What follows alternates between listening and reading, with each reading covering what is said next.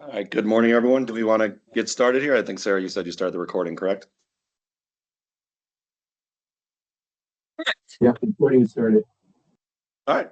Well, thank you and good morning, everyone, and welcome to SCE's post-filing 2026 Risk Assessment and Mitigation Phase RAMP workshop. Thank you all for attending today. Before we get started into the presentation, I just want to cover a couple logistics and administrative items. As you probably just heard, this meeting is being recorded, and we will make sure that we provide the service list and parties with the recording after the workshop here. As we do have prepared materials, I did want to make sure that we consider this a discussion, so we welcome questions throughout the presentation. We just ask that you either raise your hand or put it in the chat, which we'll monitor and make sure it's asked. If you are not speaking, though, we do prefer that you are on mute so that we can make sure that everyone fully hears the conversation. Additionally, we will have several breaks throughout the day that I'll cover when we go to the agenda. It is our intent to try and stick to this schedule and not accelerate any of the individual tracks, as parties may be interested in certain areas and not being able to attend the whole workshop here. Also, we would appreciate that when you first speak, you announce yourself and your company, which I realize I forgot to do. And so my name is Dan Komola. I'm the regulatory case manager here at SCE for our RAMP. That being said here, I'm going to now turn it over, or I will turn it over to Brian here for a safety message, and then I'll come back to the agenda. Hey guys, welcome. So this is Brian Landry from Southern California Edison. I'm a senior advisor, enterprise risk management. I want to talk to you guys about something today. We actually have access to something called the Calm app here at Edison, and you can see that if you haven't experienced the Calm app, it's a really good tool. It's really good. There's a whole bunch of different exercises that you can use to unwind. There's also a lot of articles in the app. One thing that I thought would be relevant to today's discussion would be the article I put at the bottom of the link. It's signs of burnout in the public sector and what to do next. So in all seriousness, this is something that is challenging. We're all working on a lot of different things. I know I can say it for myself. I'm working on a lot of different things. So one thing that I like to do is sometimes turn to the Calm app and actually perform some of the breathing exercises. So in order to demonstrate it today, I actually have the Calm app with me, and we're just going to go through a couple of breathing exercises. I'm going to do like 3 cycles here. And I just recommend, if you guys want, just to join along here. So I'm just going to show you here. It's the Calm app. I have a breathing exercise. What we're going to do is we're going to inhale to the count of 4, and then we're going to exhale to the count of 6. And what this is going to do is it's going to set the mood and sort of release the tension that you may have in your body going into the workshop itself. Okay, so I'm going to get started now. Just make sure that you breathe in and out through your belly and not through your chest. If you're very mindful of that, you can put your hand on your chest. It helps sometimes just to keep yourself focused. And I'm going to start now. Okay, so I'm going to count out. Let me just start. Okay, 1, 2, 3, 4. Breathe out. 2, 3, 4, 5, 6. Breathe in.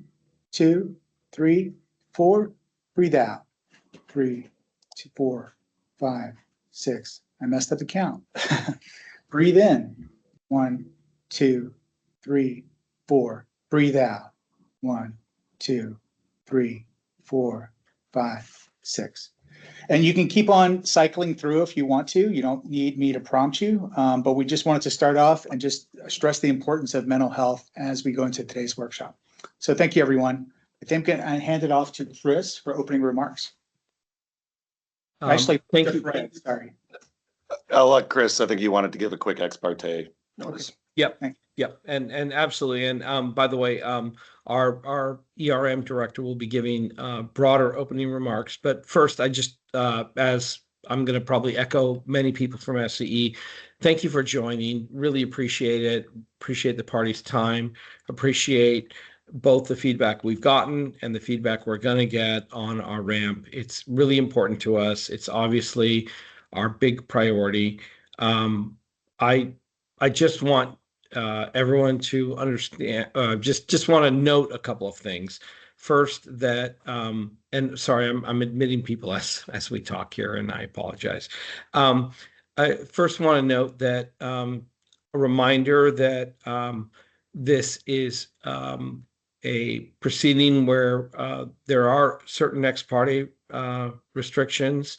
And so we will confine, SCE will confine our remarks and presentations to our existing ramp showing.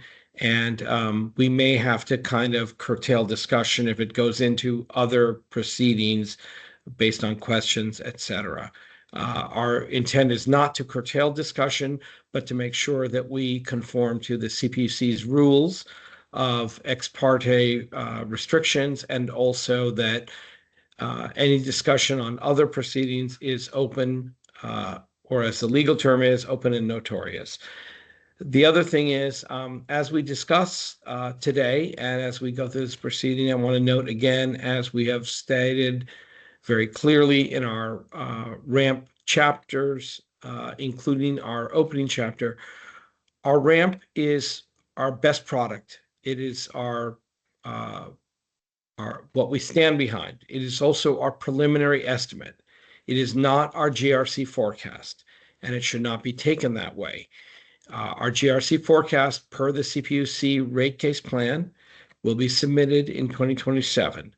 And so our ramp and the very vigorous dialogue we expect on it is still not our GRC forecast. It is not the request we are making to adjust customer rates. It is what we are doing to help the commission and our communities that we serve to understand this is our best estimate, judging a year in advance of our GRC forecasts, our best estimate of what we think based on affordability, needs, customer needs, et cetera, and operational needs, of course, that we think we need. So obviously our forecast will come in the GRC. The CPC allows for changes there, and we welcome parties' feedback in the meantime. And that's, perhaps a part of this ramp proceeding. And we really, truly welcome feedback and thoughts. Thanks, Dan. All right, thank you, Chris. And so once again, here's our overall agenda for the day. On a minute here, I'll turn it over to Fred from SPD to give some opening remarks. As I mentioned earlier, it is our intent to try and stick to the schedule. Depending on how things go, we can talk with parties and see if we want to amend the schedule. But once again, we would like to stick to it. That way, parties that wanted to join for certain areas will still be able to see that and participate. That being said, Fred, I'll turn it over to you. Yeah, hey, good morning. Thanks very much. Good morning to everyone that's joining. I'm the supervisor of the risk section in Safety Policy Division, and we are in SPD. Hey, Fred, we can barely hear you if I'm the only one. Can just maybe mic closer, please? We want to hear all your words. Okay, so as you probably much better. Okay, good. I am Fred Haynes from the risk section in the Safety Policy Division, and my section are primarily the analysts and engineers that have the job of reviewing the ramp report, and we're expecting to deliver an evaluation in a few months from now. We're really excited, deeply digging into this ramp. It's probably the most mature and data intensive of all the ramp submissions filed so far. So very exciting to be working on it, and really looking forward to this workshop today. The agenda looks like some great material will be reviewed. So I think that's about it for me, and hope everybody enjoys this workshop. Thanks. Thank you, Fred. I will now turn it over to Seema from SCE for opening remarks. Thanks, Dan. Good morning, everyone. Thank you for joining our post-ramp workshop. As Dan mentioned, my name is Seema Turner, and I am the Director of Enterprise Risk Management. Feels like it was just yesterday we were here with our pre-filing workshop, which was actually mid-December. And I too, Fred, am very excited about this workshop today. I'm excited about the product we delivered. And I want to start off with, I know there's a lot of commission staff on this call, so I want to thank all of y'all for being present and really acknowledge your guidance and your cooperation in helping coordinate this effort and all the things that have led up to this today and as we move forward through this workshop and beyond. I also want to thank, like Chris did, everyone who is taking the time out of their day to be here with us today. Your time is valuable, and we really are looking forward to hearing the engaging dialogue, the thoughts, the conversation as we move through the workshop topics today.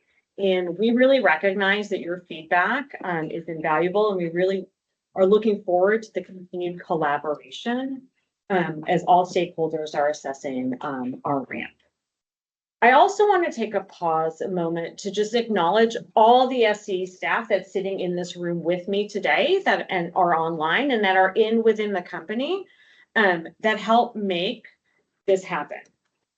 It took an incredible effort and unwavering dedication of over 100 people at SCE across the enterprise to make this filing possible.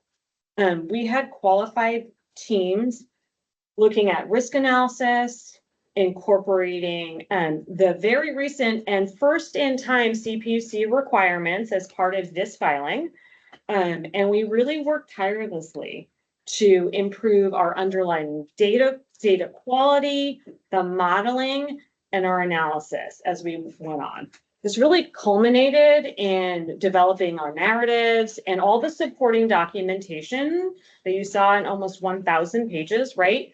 From risk identification, review, analysis, and all the supporting papers that were in this filing. This really required a lot of coordination amongst my team in enterprise risk management with our partners across the enterprise. This included all the risk owners, the project managers, the data scientists, engineers, my team in regulatory, legal, and the support teams that made this possible. We really benefited from insightful executive reviews, candid feedback, really rigorous internal challenge sessions, and CPUC staff guidance. All of this helped us strengthen our analysis in the final submission. And really, our senior leadership has been deeply involved and engaged throughout the process. Both as we develop the materials, and as I said, we provide a lot of excellent review, and then as we finalized our showing. And all of this is available to everyone in the details of the ramp. If you haven't started reading the chapters, wherever you are in the chapters, this is all online and available. As Chris mentioned, ramp is really important to us at SCE. Safety is our core value. And in the ramp, as you all know, we identified our top safety risks. That we need to address on behalf of our customers, the communities we're privileged to serve, and our workforce, as well as our contractors who are out there in the field. The top safety risks include wildfire and climate change, among many others, and we'll talk about some of these safety risks today as the workshop unfolds.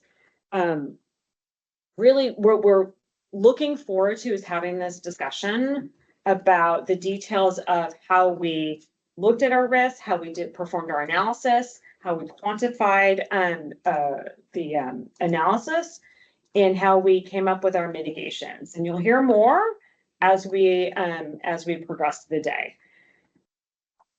RAMP is really important to us because it is a really important piece on how we are advancing our risk-informed decision-making and really the culture that we're trying to foster at the company.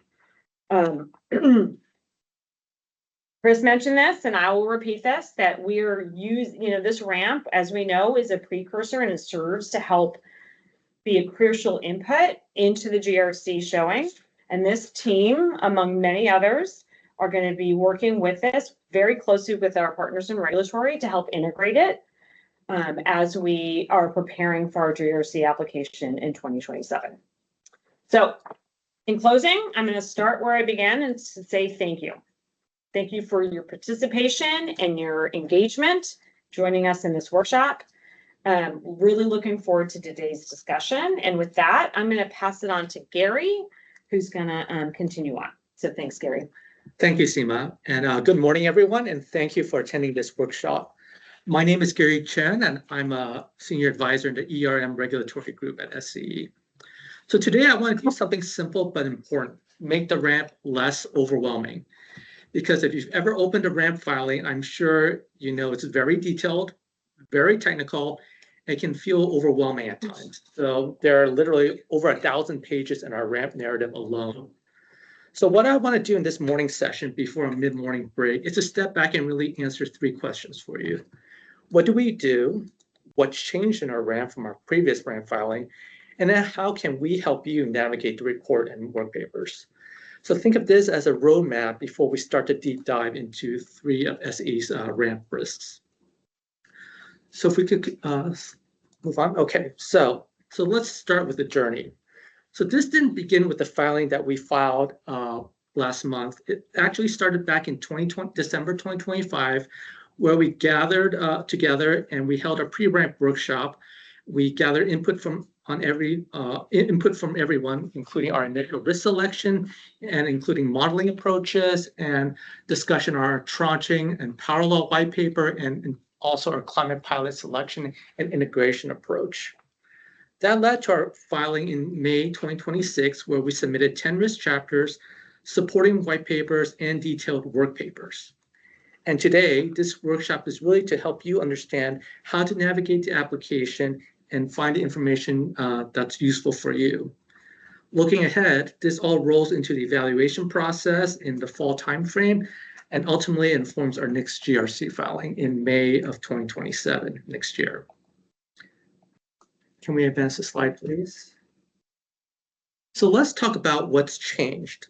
At a high level, the risks themselves may look very familiar, but the way we define and structure them has evolved. So let me walk you through these changes. So for example, in 2022, we had a risk called contact with energized equipment. That really focused on wire down or the outcome of a wire down event, rather than focusing more directly on the underlying drivers of failure. So that's why in the 2026 ramp, we have renamed it overhead equipment failure. We redefined it. So that reflects that change. Similarly to underground equipment failure, in the 2022 ramp, we focused on explosions or the potential for explosions. Again, similar to the overhead equipment failure, we redefined it, again, but still keeping the same name. The other big shift, I would say, is that we introduced a new risk called public safety not attributable to asset failure. I know that's a mouthful, but we are super happy to have our public safety team here, and they will describe why it was important to SCE to have its own risk chapter. So any questions regarding the differences in risk between 2022 and 2026 ramp? Okay, thank you. Could you advance the next slide? So in this slide, what we have here is a list of risks, and then we have the risk decomposed into the safety risk score, the reliability risk score, the financial risk score, and then the total risk score. So what do these results tell us? At the highest level, wildfire remains our most significant risk, driven largely by financial consequences, but still has also the highest safety risk exposure. Beyond wildfire, we start to see a different pattern. Risks such as cyber attack, overhead equipment failure, underground equipment failure, seismic, these are driven more primarily by reliability impacts. And then there's really another category. These are safety-focused risks, such as employee safety, contractor safety, public safety. So these have lower total risk scores, but they still remain critical to SCE's operational priorities. Are there any questions regarding this slide?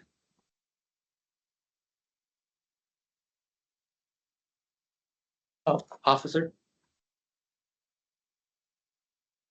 Hey, good morning. A quick question respect to this table and what you have provided us back in 2016 RAM pre-filing. I see the numbers of the total risk are different. Can you explain a little bit on this? Are you, is there a specific risk you are focusing on? And So Gary, I'm looking at, after you talk, I'd like to respond to Hafsar. okay, no problem. So basically what we're looking at, same concept, safety, reliability, and financial, and the total risk that you are displaying here versus, for example, if I go, for example, overhead asset failure, I see 980 total total pre-filing that you mentioned here is 1447. So is there any reason why there is a change from previous discussion to this one? Just wanted to make sure that we are on the same page. And that goes on every one of the items that I see here. Go ahead, Gary, and then I'll follow you. So when we first started the process, when we first presented the risk scores in December of 2025, those were our preliminary risk scores. Over time, our data became more refined. We updated, for example, our ICE calculator, for example, that would impact the reliability impacts. And as we integrate more data, we cleaned up also data as well. So I think it's just a confluence of a lot of factors that impacted the final risk score from December. Got you.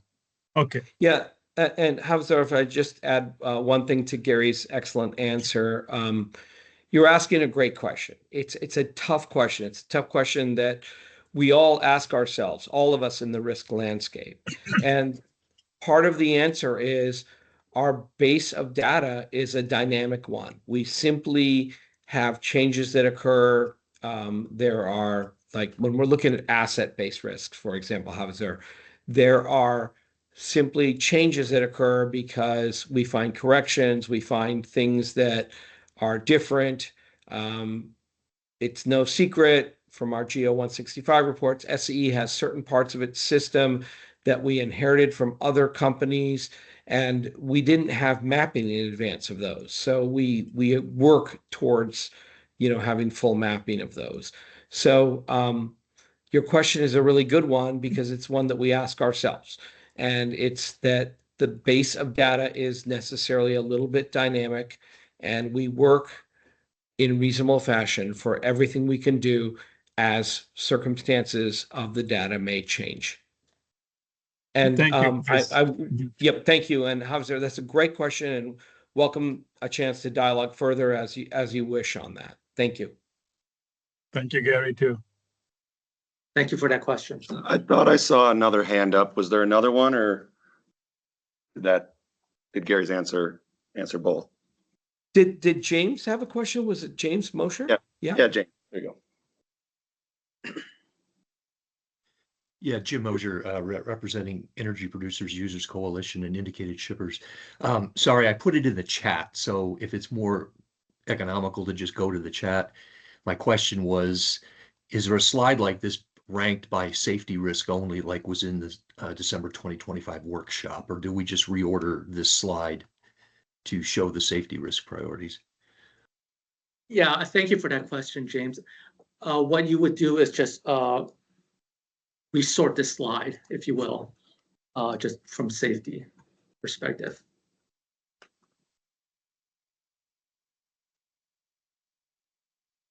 All right, I'm not.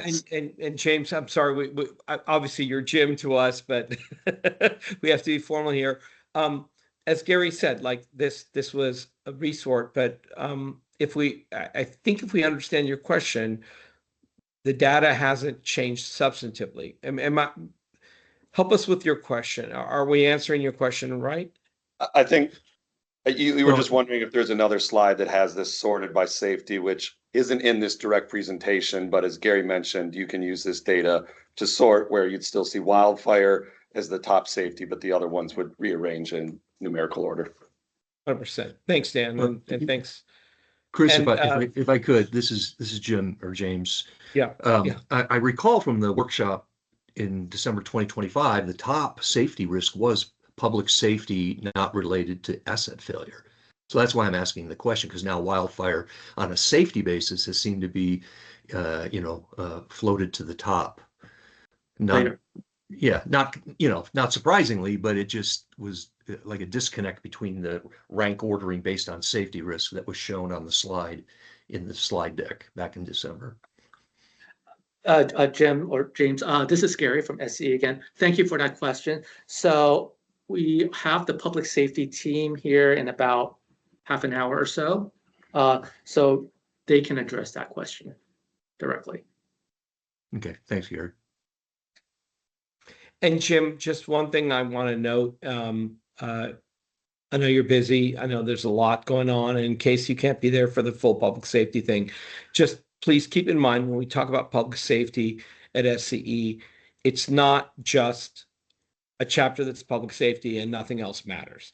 It's that everything we do in the safety realm is about, I don't want to say everything, but the substantial majority is about public safety. So when we talk about public safety in the chapter, and when our experts come and talk to you later today, please keep in mind, it's not, that's all we care about. Of course, our wildfire mitigations are about public safety.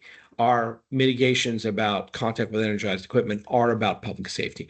These things all interrelate. So, happy to answer questions and work on that with you, Jim, as you wish. But I just want to make sure that when the team comes later, they're talking about public safety in a specific realm, and we're the first ones to do it, but it's not the only realm, if that makes sense.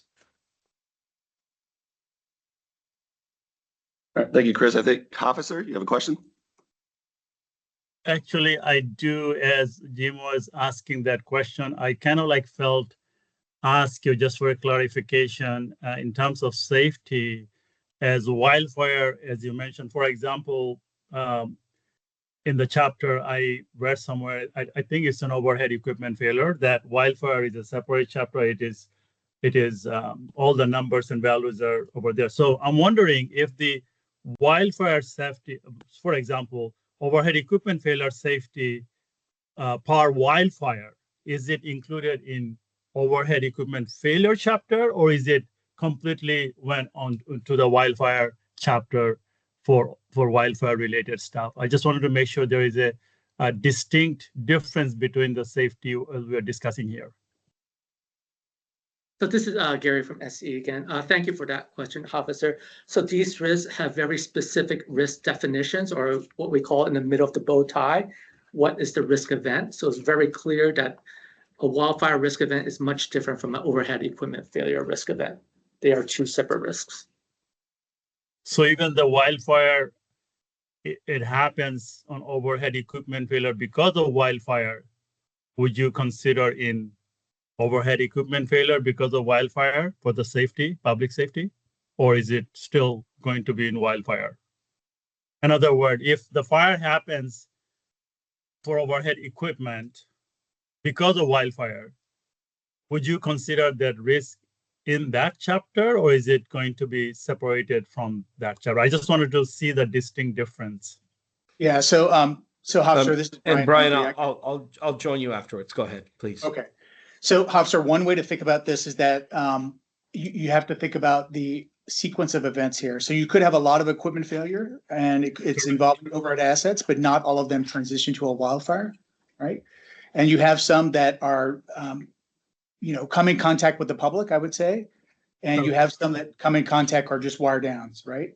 But not all of them will necessarily transition to wildfire. But we make this a little more explicit when we bifurcate the chapters.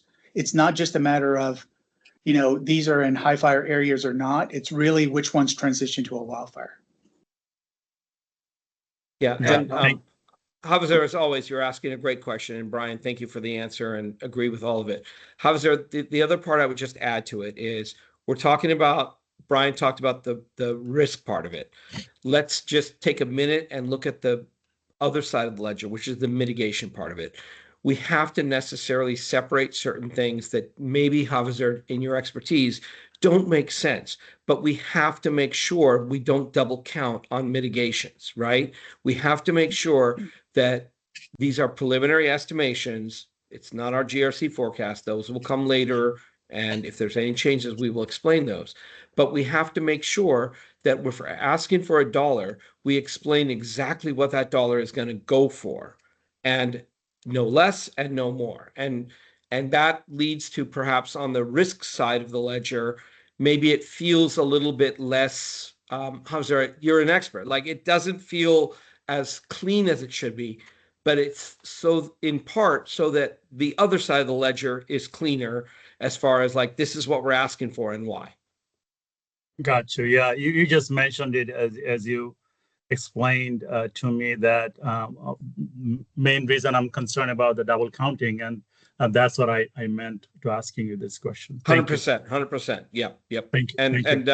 And we welcome that dialogue. Look, I get you, and like, that's what we look out for, or at least, I personally look out for, as does the SCE team. But you're asking the right question, and it's not always a clean fit, because I would just say, on a regulatory standpoint, we really, really focus on that double counting. And if the risk analysis feels a little kludgy, if I can use that term, it's because we want to make sure the other side is right on the lack of double counting, to make sure that we protect the ratepayer there. Thanks, Chris. Yep, thank you. All right, I think we'll move on to the next slide. Thank you for that conversation. So now let's talk about what makes this ramp fundamentally different from the 2022 ramp. So this wasn't just an update. It reflects cumulative requirements from the RDF OIR. So it include everything from phase 2 monetization framework, the ESJ pilot. In phase 3, included a new tranching approach, climate pilot, the power law, risk scaling, if applicable, if we choose to do it, and then the 3 discount rate scenarios. In phase 4, it also included the idea of mitigation portfolios or groups in order to feed into the portfolio optimization, and then the development of risk reporting units, as well as overall residual risk reporting. So what I would want to say is that if you want to know more about how SCE implemented all these requirements, I would refer you to Chapter 2 of our ramp filing. So that's where we described how we modeled each of these requirements as laid out in the Appendix A of the RDF. So with that, of laying out the foundation, let me just pass it over to Dan to walk through the structure of the report and the work papers. All right, thank you, Gary. So as both Gary and Seema had mentioned earlier in the day, it was a significant amount of effort and a significant amount of data that went into this report. So the next couple of slides will hopefully help parties be able to navigate and find the information they need to review the report. We'll cover, where the information is being housed, the report structure, work paper structure, as well as the discovery process. All right, so at the end here, I'm going to hopefully, as long as technology works, take you to our homepage where this is. But if not, it is www.sce.com/applications. And you'll see here at the bottom, there's a 2026 ramp folder, which is where the majority of the documents will be housed, with the exception being the data requests that will be publicly available. They're just not on this direct site. All right, so what are you going to find there? So you'll find the individual report, the report that has all these chapters for the risks that Gary had covered earlier in the day, as well as the other additional chapters that are required on the safety culture and overview, as well as our risk methodology.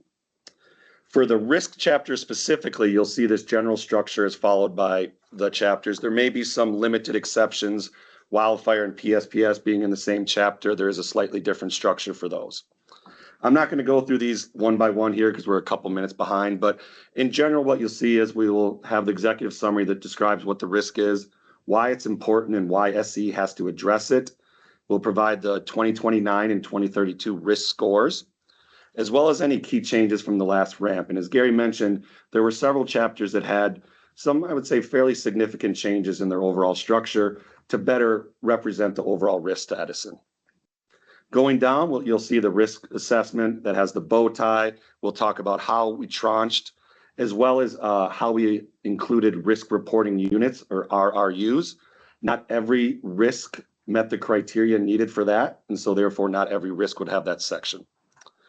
Then the next several sections will discuss the controls, mitigations, and foundational activities that SCE is currently envisioning will be included in our upcoming rate case to address those individual risks.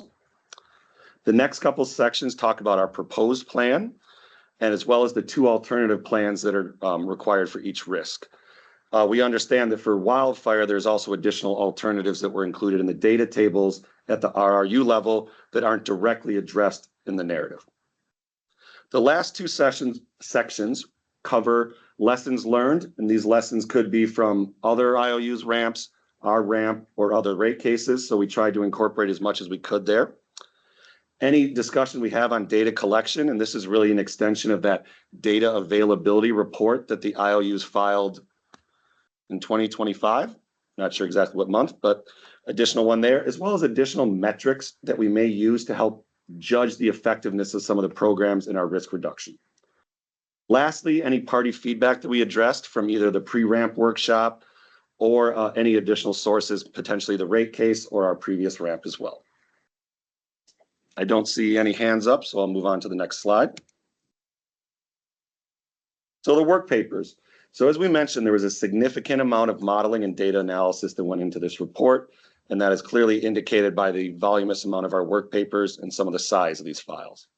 Once again, I'm not going to go through these one individually, but you will see when you look onto the website here, as well as when I show you the demo here, each of the chapters will have a zip file that has all their individual work papers, as well as an index that describes, or at least that provides the file name for each of the work papers. You can see some of the ones in the risk modeling and others. So there is the CPUC data tables, which is a very large CSV file, as well as some other larger files there at the bottom that really summarize the wildfire overhead, underground, and PSPS risks at the RRU level. So lastly, I wanted to talk about the data request process. As we indicated in our application, we would request that all data requests go to caseadmin@sce.com to ensure that they are properly received. And also to facilitate parties' review and hopefully duplicate or minimize any duplication of data requests, we will be sending a weekly email to the service list. The first one went out last Friday for those of you on it, that contains the following information. And it'll be in an Excel file that I can show here in a sec. It'll describe the party that set it, the set name, question number, the dates, as well as a link to the public response, as well as the question and answer will be provided in the Excel file itself. And so you can see SPD has been active in their discovery to date, and we have received quite a few data requests to date. That number is still accurate unless anyone has submitted a data request since we've been in the workshop. But yes, that is where it is. So now, hopefully, so once again, I hope everyone can still see my screen. Looks like yes. So once again, if you go to sce.com/applications, at the bottom here, you will see the 2026 ramp folder. And this, once again, houses our documents. So you will see down here is our application. It also has the pre-ramp recording. And once again, individual zipped files. You will have to download the zip folder in order to access the individual files. And as I mentioned here, we will provide the data request completed report here on a weekly basis as updated. And this report will have direct links and is searchable for all our data request responses. That is the last of my prepared slides. Are there any questions before I hand it over to Brian, who will give an overview of the ESJ and climate pilots?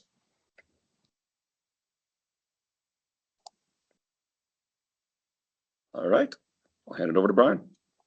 All right, well, thanks everyone. Thanks, Dan, for giving that overview of where to find all the ramp documents. And I'm sure we've had a month and 10 days and everyone has gone through all 1,000 pages.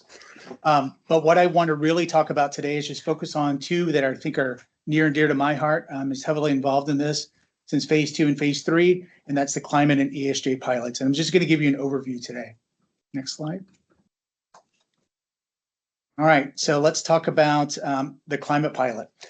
So in the climate pilot, when we looked at this, we wanted to make sure that we had a more rigorous way, I'd say, to integrate climate into RDF. And we wanted to make sure we understood that risk is not, we just don't account for risk today, but we think about risk and how it's going to present itself in the future and how we can make ourselves a little more climate ready. So what we did is we had a process by which we whittled down which risks are really applicable to climate change or integratable, if you will. And we used a structure from the IPCC, the Intergovernmental Panel on Climate Change. And that was sort of a confidence and uncertainty framework. So that allowed us to determine, hey, do we have enough data here available to make a linkage? Is it just anecdotal? And is the uncertainty more robust or more certain, if you will, to actually make that linkage? So we actually piloted two different risks. I'm really happy about these two and the way they turned out. One was we took wildfire associated with utility assets. And then the second one was we did hydro asset failure. So I'll talk about the first one a little bit, just at a high level. We didn't just take the raw fifth climate assessment data. In fact, the data itself is available, but the fifth climate assessment is still not available.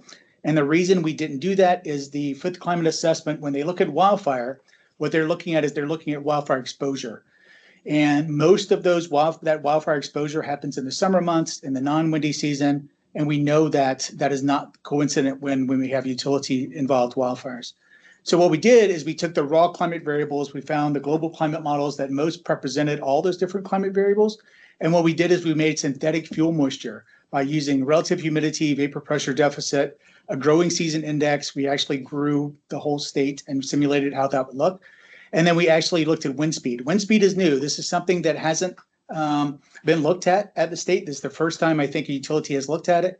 And then what we did is we ran it through our Fireside 8 model, and we integrated it into our WIM, which is our new wildfire integrated model. We'll talk more about that later this afternoon. And you can see we have two different curves at the chart at the bottom. You can see that it actually alters the whole entire shape of the distribution. It's not just altering the expected value, but it's altering the tail value as well. So we're going to talk about that a little more this afternoon. I could probably talk all day about this, but we don't have all day. The second one, which I'm really proud of, and we'll talk a little more when we get to Matt's slide and when we talk about hydro asset failure, is we also looked at something, we also simulated what's called a mid-latitude cyclone. So we tried to simulate a 72-hour storm event, and we tried to look at the frequency of those storm events potentially in the future to make sure that our reservoirs, or at least one reservoir that we're working on, probably the most hazardous and the most prone to risk, is climate ready, because we're already performing work on that. We wanted to make sure that we're not under mitigating it. It takes a lot of time and a lot of effort to get equipment out to these hydro facilities, which are not near civilization, I can tell you.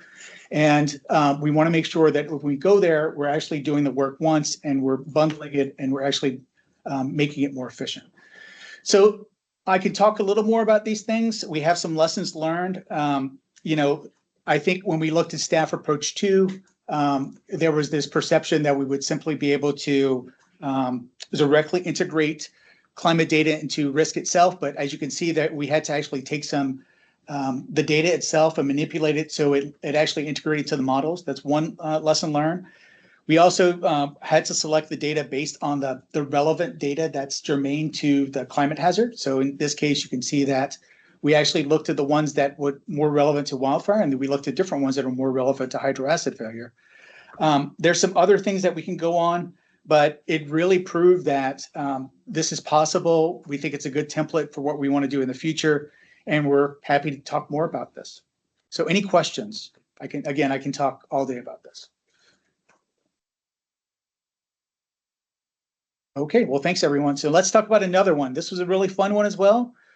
This is their environmental and social justice pilot. So this goes all the way back to phase 2. And we've actually had the benefit of looking at PG&E in San Diego going first. And we took a lot of lessons learned from what they did. And we're really happy to build upon what they did. I give credit to both of the utilities for doing this. So without going over all of the action items here, what we did is we found 3 risks. And we tried to figure out which ones would be more applicable to the action items that are laid out in the guidance there. We identified 3 of them. There's wildfire associated with utility assets, public safety power shutoffs, overhead equipment failure. So those are the ones. And in fact, if you look at the screen to the right, the map, this is a map of the LA Basin, and you can see the areas that are highlighted in dark blue. Those are our disadvantaged communities. Those are the disadvantaged communities actually identified using CalEnviroStream and the statutory criteria. And what you can see from here is that we do not have a lot of disadvantaged communities in our HFRA. This is opposite of what PG&E experiences, in fact, which is very unique. But what we did is you actually can see the lighter sort of greenish blue there, the aqua, if you will. And you can see that those represent overhead conductor projects that we want to put in to mitigate overhead equipment failure. And you can see actually they're pretty good overlay with a lot of these disadvantaged communities. And one thing that we found, one key lesson learned here is that some of these risks are more germane to these sorts of pilots than others. And that's why we wanted to look at the dichotomy between wildfire associated with utility assets and public safety power shutoffs, and then overhead equipment failure. And if you want to read more, there's a lot more in the report. And we're going to provide an update with some lessons learned on July 15th, which is only a few weeks from now. The other thing we did, so this is the spatial exposure of the risk, the mitigations. We compared DVCs to non-DVCs, and we supplemented the literature review that San Diego and PG&E did with some literature that OEIS's consultant Jason Hughes provided. And we also performed our own literature review of determining, what are the public health impacts of wildfire smoke. We also did a lot of targeted community engagement and outreach. And we incorporated all that feedback, and we have a lot of lessons learned from that feedback to better incorporate disadvantaged community feedback into this pilot. What made that really challenging is because a lot of the ways that the environmental action plans are laid out really don't fit well or not readily integratable, if you will, with the ESJ pilot itself. But that's something you can read more about on July 15th. We'll talk about that. There's some that it was more integratable, like PSPS programs, but unfortunately, you can see from this overlay, there is not a very high coincidence of disadvantaged communities with PSPS. I can call one out, which is near where I live. It's Lido Creek. That is an HFRA. That is a disadvantaged community, and that is an HFRA. But other than that, there are very few of them. So any questions so far? All right. Oh, hey, officer. Yeah. Hey, good morning, Brian. Hafiz Chaudhry with CPUC. One question which I probably have also provided you folks a DR, but I thought it's a good platform just to share my thoughts and what you are discussing about it. In respect to climate change for ESJ, there are a couple of tables. I think you would know when I say it. Table 3.4 and 3.2. Yeah, 3.3 and 3.4. It's related to this map that you were also mentioning. Yeah. So what I noticed is just strike me a little bit in respect to pre-mitigated risk for disadvantaged community that you mentioned. For example, wildfire 9%. That is in 2029, right? And then post-mitigated risk that you are reducing is only 10%. In 2032, that's a huge, that's a not even different. So would you mind sort of like tell me what's going on here?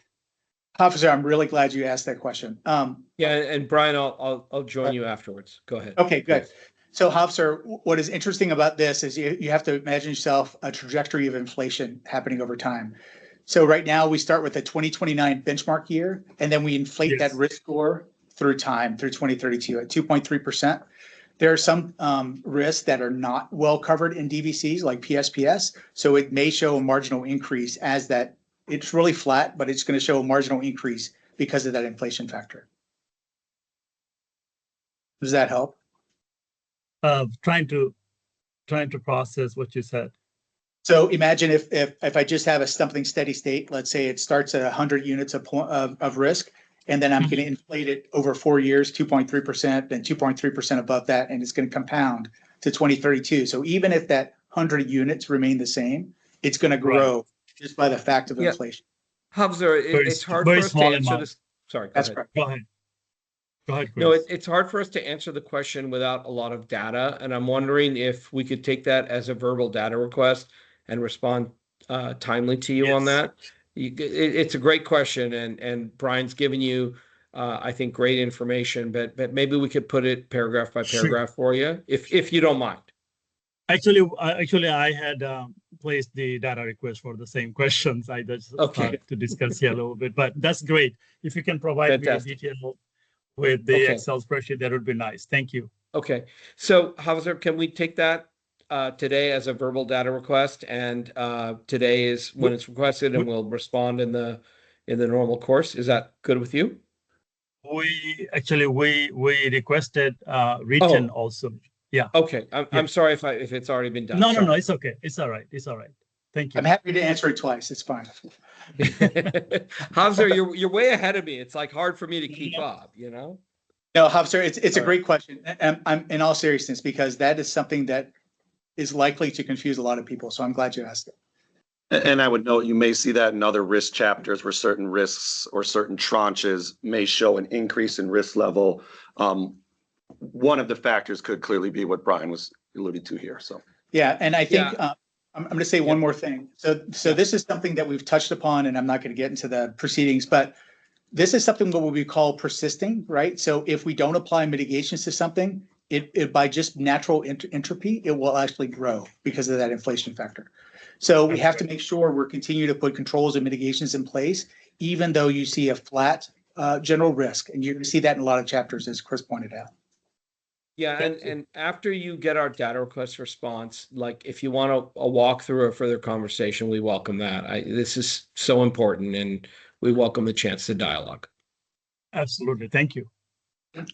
Any other Thank you. questions? I want to make sure I'm responsive. There's a lot to talk about. I don't lack for words. Brian and I could talk all day, right, Brian? That's right. Okay, well, thanks, guys. I appreciate it. Thank you, Brian. All right. Well, we are pretty close to being on time here, so why don't we take this break here? We can give everyone 10 minutes and just start a little bit later. So we'll start at about 11:33 if that works for everybody. So thank you. Fantastic. Thank you.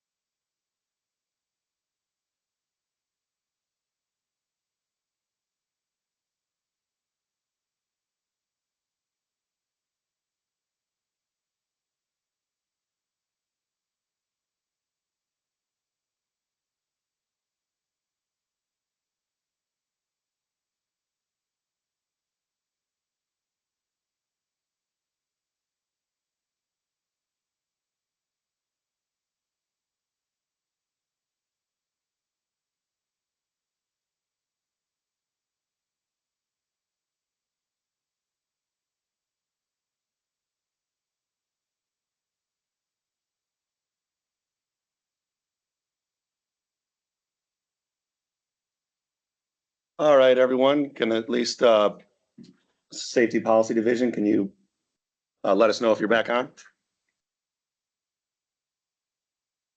Yep, back on.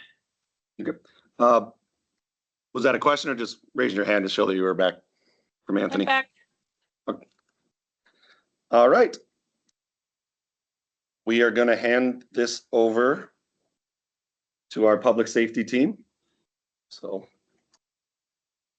All right. Hey, folks, my name's Ted Gribble. Longtime listener, first-time caller to these workshops. Have been listening in, but never got to participate directly. I'm a principal manager in our enterprise risk management group. I have responsibility for public safety and wildfire risk management. And really excited today to bring you this description of our new chapter for us. Gary mentioned it at the outset, but we've decided to extricate some of these public safety incidents from the broader failure modes with overhead and underground equipment to focus on those where asset failure is not a requirement for the public safety incident to occur. We think that this is a step forward in the maturity of risk management around in this space, and we do recognize, of course, though, that it is a bit novel, and you may have some questions on how we've done it. So hopefully answer them here in the presentation and through your questions. So of course, the Edison equipment, SCE facilities do not need to be energized in order for a SIF to occur when SIF means serious injury or fatality, when the public interacts with them. And as such, the controls and mitigations that we talk about in this chapter focus a lot on human behaviors and or just removing the hazard, removing that opportunity for interaction. Whereas the rest of it, and as mentioned earlier as well in response in the intro and in some of their question responses, public safety is also addressed through the asset failure mitigations discussed throughout the rest of the chapters. This again is where we do not have that asset failure. So you can see the scope and in scope and out of scope vectors of public safety SIFs here. So we talk about in this chapter the vehicles hitting poles, contact with impact energized wires through vegetation management crews and other wire strikes from aircraft, whether helicopters, airplanes, and we're tracking all sorts of other air taxi type of things that are coming into the area these days. And then of course dig-ins from excavators or homeowners or whoever it might be impacting those lines. Out of scope specifically, contact with energized wire down. Again, that's addressed in the other, I think that's chapter 5, and then underground equipment failure addressed in chapter 6. Vandalism is not something that we discuss in this ramp filing. It is, however, something that our team is tracking and maybe will bring to this filing in the next go round as we explore more, figure out what we can do with those serious injuries and fatalities. So with that, I'll go over to the next slide, just the bow tie. So I guess I'll pause right there and see if there's any questions off the bat on that first slide.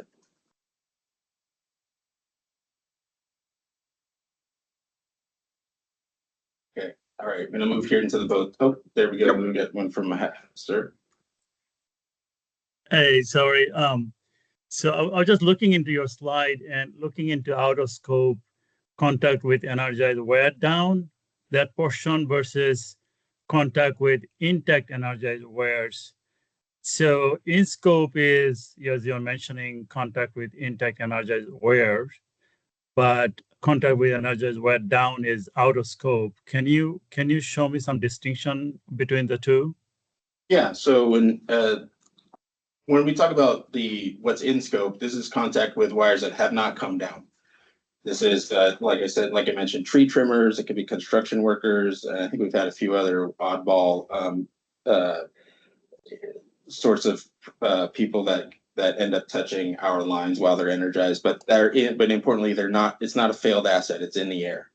The out of scope, the differentiation is this is, the wire has come down. It is energized, and someone touches it when it's on the ground. So it's in a quote unquote failed state, and then it's touched. Is that? So that's the one is discussed in chapter 5, which is overhead equipment failure chapter, right? Correct. And you could, I tried to make the distinction in mitigations, right? Mitigations related to contact with energized wire down revolve more around not letting the wire come down. Whereas in the other, in this, what is in scope is this is more about, not contacting stuff that is in the air. This is human behaviors. This is use of scaffolding, things like that. All right, thanks. Great. All right, I'm going to move on now to the bow tie. So again, we talked a lot about the triggering event, and I think maybe have sufficiently covered it here. But this is when Edison assets are functioning as designed. There has been no failure yet. Third-party contact still occurs unintentionally and causes a SIF. So now all of these outcomes that we model have distinct safety, reliability, and direct financial consequences.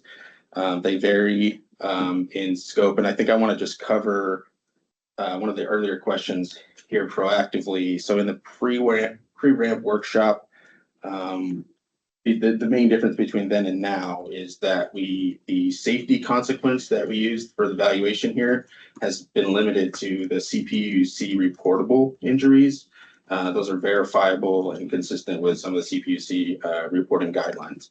So there are, as mentioned in one of the bullets here under the bow tie, we have a large volume of vehicle hit pole incidents. These often do result in injuries to vehicle occupants, but those, unless there was some electrical flash or shock involved, do not trigger the CPUC reporting requirements. And so we've extracted those from that valuation. That's why those changes are made. And then importantly, again, this was another question that was raised earlier about the intersection between some of these risks and things like wildfire. It is true that some of these incidents, including vehicle hit poles, do result in ignitions, and you may see how do we articulate it in the wildfire chapter? CFO vehicle, I think, contact with foreign object vehicle as a wildfire ignition subdriver, but the consequences associated with that wildfire is accounted for in that chapter rather than this chapter. So this is focused solely on the cost of the if there is one, the resulting outage and the cost to replace that pole. And so that just wanted to make sure that distinction is clearly articulated here. And I'll pause now for questions on that, on any of those kind of follow-up answers or this slide.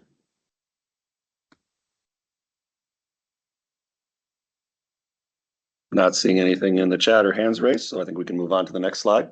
Great. Okay. Yeah, and of course, raise your hand at any time.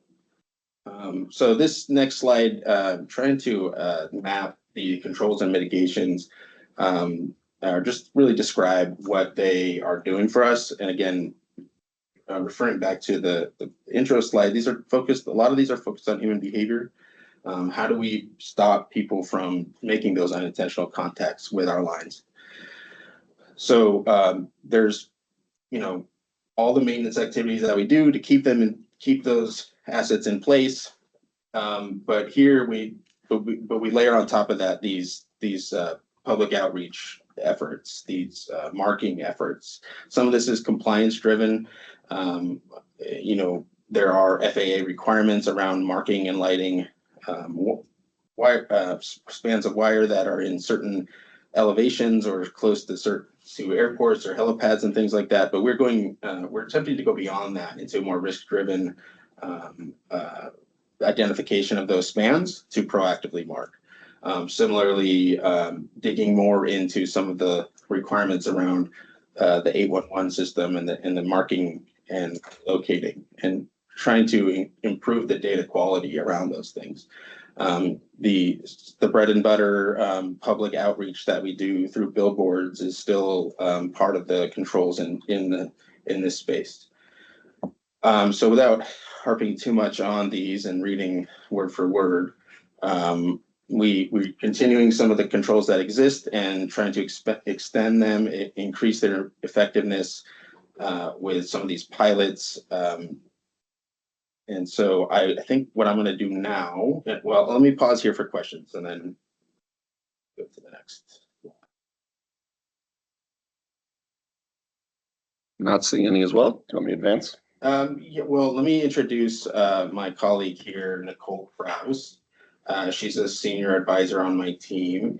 She's responsible for some of these risks, and she's going to talk about a pilot that we've already launched in the vehicle hip pulse space, and that's on the next slide. Thank you, Ted. Good morning. Thank you for being here today. Wanted to take a moment to specifically talk about our vehicle hip pull pilot. This was an effort that SCE is undertaking to understand how we can reduce consequence of errant human behavior, specifically when vehicles leave the road and strike our poles. We've taken 6 poles specifically to target with this mitigation pilot. These pole cushions are designed to absorb the energy of a collision, reducing the G-forces on the body, resulting in potentially a lesser or no injury outcome for a member of the public, and potentially reducing the likelihood for a wire down and or need for pole replacement. Earlier this month, our first pole cushion was struck out in the field, and we consider it a success. Despite its bright yellow nature and size, it's not necessarily a visual deterrent, but in this case, the outcome resulted in 0 injuries to a member of the public, no pole replacement, and no wire down. There was also no associated outage. The way these are designed, based on this strike, the manufacturer allows us to rotate this and reuse it again at full capacity to continue its lifespan and hopefully improve outcomes should another car leave the road and interact with our pole. So we continue to monitor these 6 locations and look for additional opportunities to deploy these as field conditions allow, specifically in places where we have a very limited ability to have other mitigations available to us. So. Thanks, Nicole. And so I think we'll go into the questions there, but I just, we're really proud of this pilot. Will be expanded throughout the year as we identify more locations. Definitely already seeing the benefits here. And again, a step forward, I think, in proactive mitigation of some of these hazards. This pole did not fail. This pole is where it's supposed to be, but it still gets hit by cars. So we are trying to just make a difference in this space. All right, thank you, public safety team. Well, I'll pause if there's any additional questions before we decide whether we want to break or just start the hydro a little early. Okay, not seeing any. I think unless there are any objections, I think SCE. Have a Hey, quick question. Actually, it's a very nice project, look like to me, but in terms of piloting this project and future moving forward, what's your plan in respect to do the similar thing across different roads and highways? I don't know what it's look like in the future. Can you elaborate a little bit more? Because this is look like to me, as what you said, it's a very it's a public safety concern, and you're saving lives also. So moving forward, what is SCE's plan doing full blown, for example, to implement this project? Yeah, so we have already identified a number of poles that, based on modeling or historical observations, are more prone to being hit. Right, the environment's changed in this space. These poles were placed where they were, I don't know, several decades ago. The environment has changed. Roads have widened. Cell phones became a thing, and so the vehicles are leaving the roads. But it's somewhat predictable where they will leave the roads. And we are trying to use that information to proactively target these poles, and they span the entire territory. These 6 happen to be in one street in a localized area. It helps us for our observations and identifying these hits and testing and seeing the impacts. But our goal is to deploy these mitigations. Not just this mitigation. The ideal mitigation is removing or moving the pole if we can. Where we can't, or where it's difficult, as mentioned here, these cushions may be the preferred solution. But we're targeting, and talk about this in the testimony, and you'll see more, of course, in the GRC, but around 100 a year is the volume that we are attempting to get to, 100 poles. So whether that's which mitigation is going to be kind of variable, but that's ultimately the volume. If that gets to your question there. Yes, thank you. All right, like I said, we're a little early, but unless there are any objections from anyone, I think we should probably go ahead and do hydro, and we can probably just extend the lunch a little bit longer. So I don't know if Sarah or Fred, are you okay with that from Safety Policy Division standpoint? Yeah. Sounds good. Hi, go ahead, Sarah. Okay. Just said I think sounds good. Perfect. All right, I'm gonna turn it over to Matthew Muto from SCE to talk hydro dam failure. Good morning, everyone. I'm Matt Muto, Deputy Chief Dam Safety Engineer for Southern California Edison, and here to discuss the hydro dam failure chapter of the ramp. So Edison operates 81 hydro dams, supporting 33 hydroelectric plants with a combined capacity of over 1,000 megawatts for generating capacity. Most of these are located in remote mountainous areas in Sierra Nevadas, capturing high elevation rain and snowmelt. And most were built in the earliest 20th century, with the oldest dating to 1893 and the newest built in 1986. In scope for ramp, were 26 high and significant hazard dams as designated by our federal regulator, the Federal Energy Regulatory Commission Division of Dam Safety and Inspections, and the California Department of Water Resources Division of Safety of Dams, or DSOD. 5 are classified as extremely high hazard. This is a DSOD only designation. Out of scope are the low hazard dams, so the remaining dams in our inventory. For tranching, each dam was modeled individually, reflecting the unique structural, seismic, and hydrologic risk profiles of each asset, and the very site-specific nature of the mitigations that are typically put in place to address risk at our dams. And go to the next slide if there are no questions. I will highlight the bow tie for hydro dam failure now. There are 3 drivers. This is consistent with drivers that were introduced in the 2018 ramp and also used in the 2022 ramp. These include failure due to earthquake, flood, and failure under normal operations. And these are all events that are capable of generating the triggering event, which is an uncontrolled rapid release of water. And the outcomes of that can be inundation of unpopulated areas, so reaches of the rivers which do not have established or formal recreational or campground sites associated with them. Inundation of populated and unpopulated areas, so that would include, in addition to campgrounds, any kind of permanent structures. And the third outcome, cascading inundation event. This would be for our largest dams located towards the upper, in the upper elevations of our system, where there is the possibility that a failure can trigger a chain reaction, impacting a much larger area.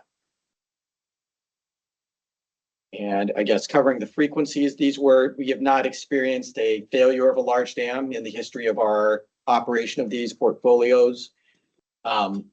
So the drivers are estimated using a combination of risk estimates provided in facilitated risk workshops according to the federal guidelines for dam safety risk management, and then also averaged with historical data from a worldwide database of major dam failures.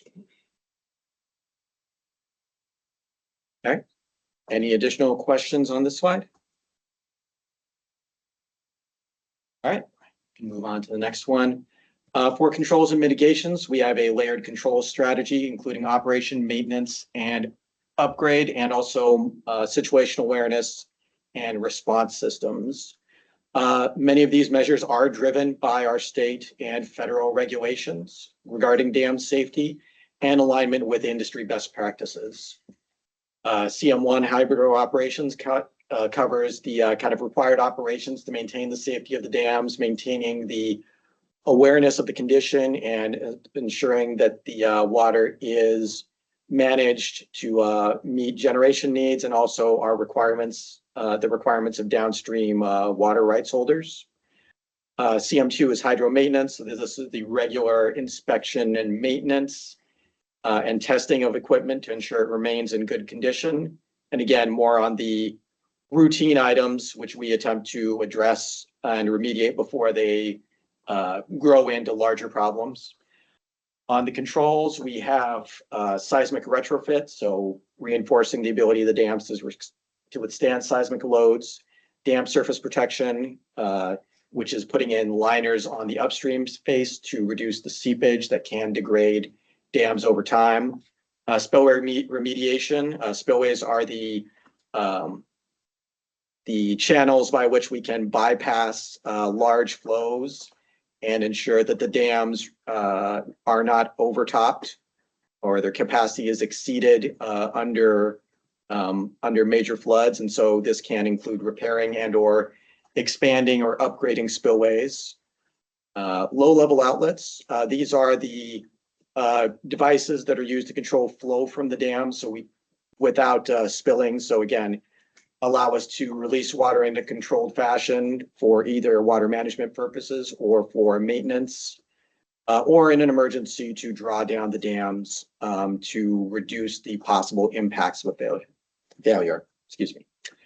C5 is seepage mitigation, measures taken to prevent internal erosion, which is a failure mechanism that can impact embankment dams. Those are dams made of earth or rock. And this is, again, a way to prevent the particles of that dam from being transported downstream and creating voids that can eventually, over time, enlarge into cavities and lead to a collapse and failure of the embankment. And C6 is our instrumentation and communications. This is the means by which we track the status of the remote dams, the water levels, the flows coming out of them, in addition to cameras that are placed to maintain situational awareness, and also the communication systems to relay that information to our control rooms, and also any public warning sirens we are used to communicate imminent hazards to sensitive downstream areas. And finally, dam removal. This is the decommissioning of dams where it is determined to be in the best interest of Edison and its customers. We do have 2 dams where we are proposing partial removal as part of the renewal of the license for that hydropower project. And so our proposed plan maintains all these programs and the structural mitigations and decommissioning, and again is targeted to the specific risk profiles of our infrastructure as well as our regulatory obligations. You will note through the chapter that many of the BCRs are below 1. I'll point out that dams are a low probability but very high consequence event. And often the measures we are putting in place are required by regulation. So it is a matter of compliance to perform this work. I would also add that in the dam risk management framework that's used by FERC and is also what we modeled our risk program on prior to the development of the FERC risk guidelines, there are multiple criteria for managing risk to what's known as low as reasonably practicable, or ALARP. And in addition to considering BCR, this would also include alignment with good practices, societal concerns, and the concept of disproportionality. That is that just because something's BCR is below 1 does not necessarily make it not justified. There should be a test for gross disproportionality before you can disqualify action as being needed at a given dam. I'll pause here. It's quite a lot, so if there are any questions. Yeah, officer. Hey, Matt, if you could go back to the previous slide where the bottom is for the dam failure. Yes. So I know you mentioned about FERC risk guideline you are following, and you also mentioned it is high risk since for the consequence, right? So I'm looking into the driver's earthquake, and I see it's very small number per year. Understanding that, my question is, for example, I think yesterday there was an earthquake about 95 miles away from Sacramento, the Redwood Forest area. I think you know that, 5.6 scale. So considering that, what's the threshold that you folks have included in the input of this mitigation for the earthquake, as you are mentioning in this particular dam failure? Right. I should mention that this driver is not just the occurrence of the earthquake. It's an earthquake that leads to the uncontrolled rapid release of water. So it includes not only the exposure, but also the response of the dam. So that's again, per each dam, it's specific to the level of ground motion that's going to be causing a concern for or a potential failure of it. And again, depending on the material, the level of the water that's typically stored in the dam. So it's really unique to each dam and based on stability evaluations. I should mention that it does get fed into the risk assessment, which ultimately is informed by subject matter expert judgment. And they are looking at the construction records, in addition to the stability analyses, the historical performance, the reported seismicity in the area, and again, coming to a consensus estimate on the likelihood of a particular, what's called a potential failure mode or PFM involving seismic. And for a particular dam, there may be many individual PFMs, which we are summing up to get the combined risk for each dam. So there's not one magnitude or ground motion level that's used to determine the threshold. Okay, thanks. Yep, thank you. Anthony? Yeah, just had a question about circumstances under which the dam becomes inoperable. Are there any public safety consequences due to just the hydropower not coming from a dam? Because you mentioned that in your application, but then never quantify the risk, and you define the risk only as the uncontrolled rapid release of water. So I just wanted to kind of ask about that, since you mentioned that as an outcome that the dam can come in a situation where it's not generating power, but then you never quantify that particular risk and outcome. That's generally outside of the scope in terms of Okay. Safety impact. There really isn't one that we've identified. The vast majority of our generation is bid into the market, with Cal ISO. And so we do not generally directly serve customer load, and there really is not a high degree of impact if you were to cease generations. Again, you just, lose the ability to kind of generate the revenue that goes back to the customers.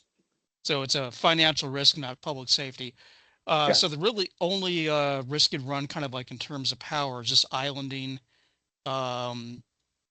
due to the fact that the release of water would take down transmission lines. Yeah, we've tried to capture some of that in the reliability consequences for each outcome associated with it. But again, it's not a major it's not a significant portion contributor to the overall risk. Okay, thanks.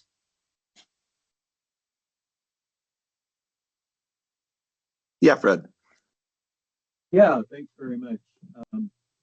Just thinking about, talking about controls.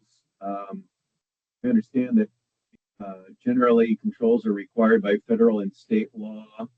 It would be interesting, and I apologize, I haven't read your chapter deeply, but do you make any distinguishing, any kind of, do you distinguish between controls that are strictly required by regulation and perhaps things that you maybe have some discretionary judgment about whether a control should be, say, enhanced beyond like a minimum requirement. And do you talk about that in your chapter? We do have items CM1 and CM2 are what we consider sort of the compliance-driven activities. Previously, we had not risk scored that in the 2022 ramp, but we did make the effort on the request of the by request of parties to do risk scoring of that for this ramp filing. For the rest of them, individual projects, we don't really distinguish between the ones that are specifically recommended by regulators and those that are not. Generally, for the ramp timeframe, this is pretty far out for trying to do optimization of design, and so trying to find out what is the level of improvement that will satisfy our regulatory requirements. We're not able to speak to that in great detail at this time, but we do make every effort to,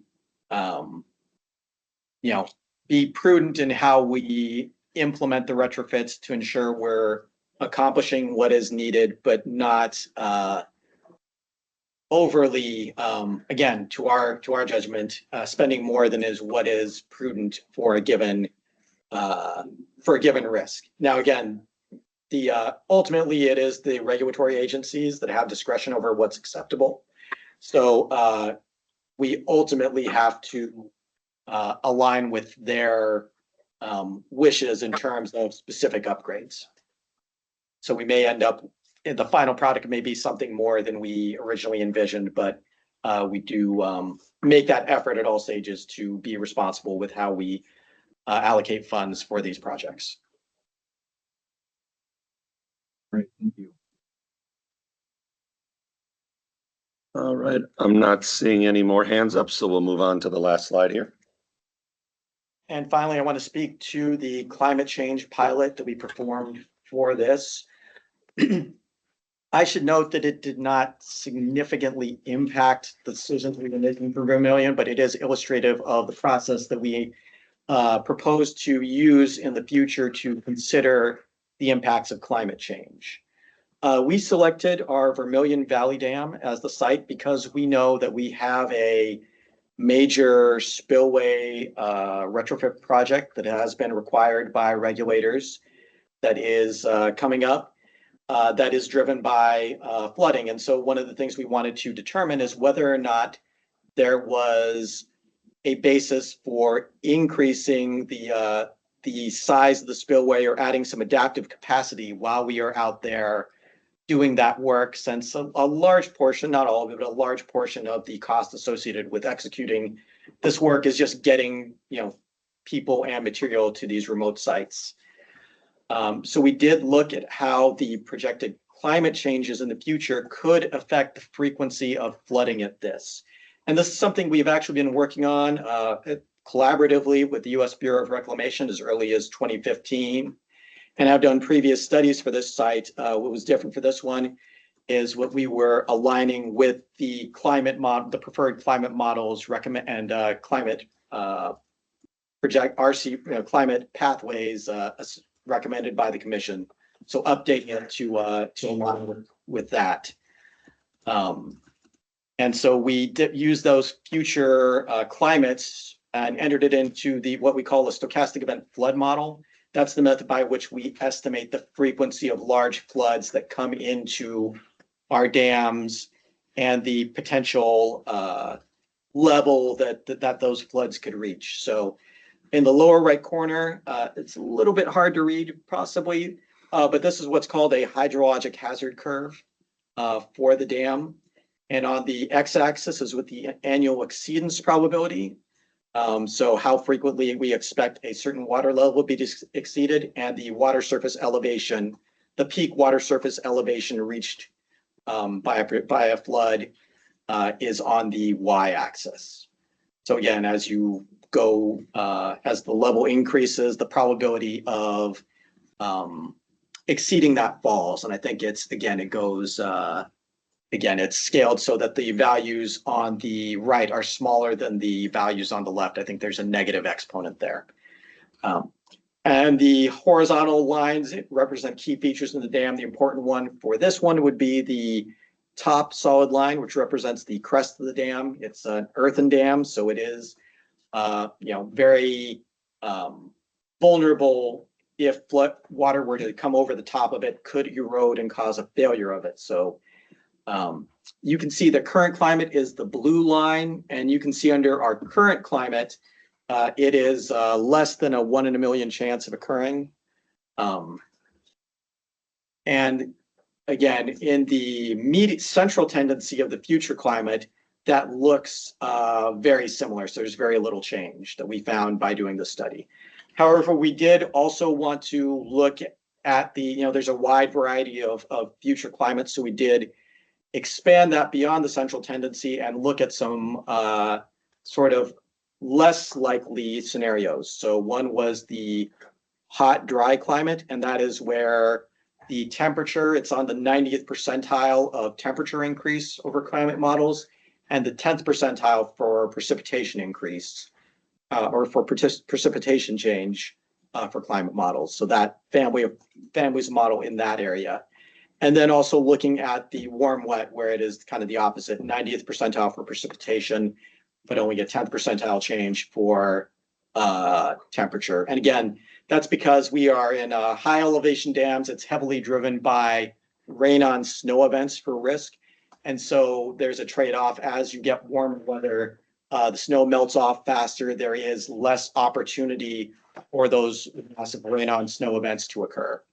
And so what you're seeing is that you see for the hot, dry climate, which is the red line, a slight decrease in the probability of overtopping as it becomes slightly less likely due to the factors I mentioned, the less available opportunity for those rain on snow events, versus you see a pretty good, relatively speaking, a pretty good increase in the warm, wet scenario, but still, a relatively rare event. So we did go through this, and based on this evaluation at this time, it doesn't seem like building adaptive capacity is a very cost-effective measure, that there's a strong need for it.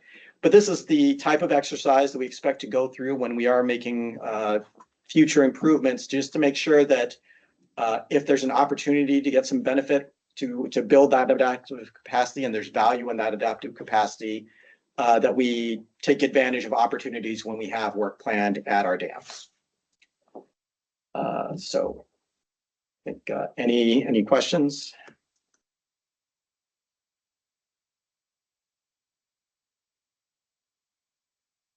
All right, I'm not seeing any hands raised or anything in the chat. That is the last of our prepared slides before our lunch break. So I think we'll just break a little early here, but we will start back at, I believe it's 1:30, but let me verify that. We don't want to start early in case parties were joining specifically to start at the 1:30 time. So we will see everyone back at 1:30.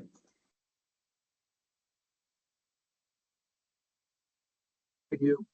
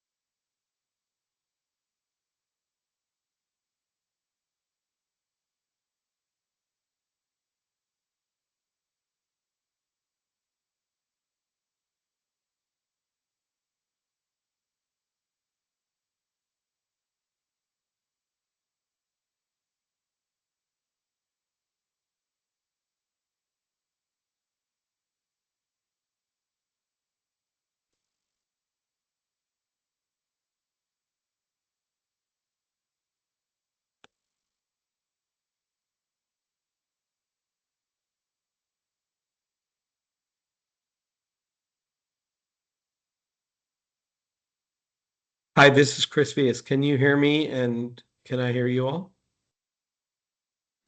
Hey, Chris, this is the Edison room. We can hear you. Can you hear us? Yes, thank you, Dan. Appreciate it. Yep. We still have, for all those on the line, we still have about 7, 8 minutes before we start up. Okay, thank you so much.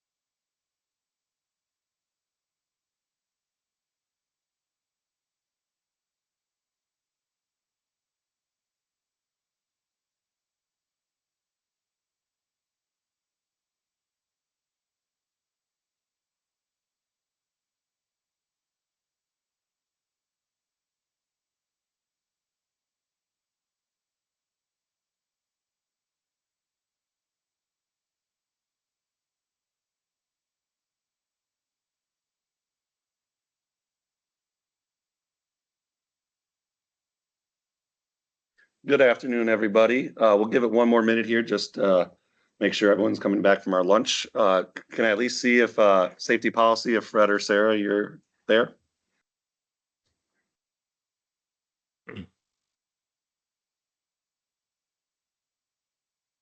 You got me? Okay. Yep. Hi, I'm here. All right. We'll give it about 30 more seconds here, and then we'll get started with the afternoon session.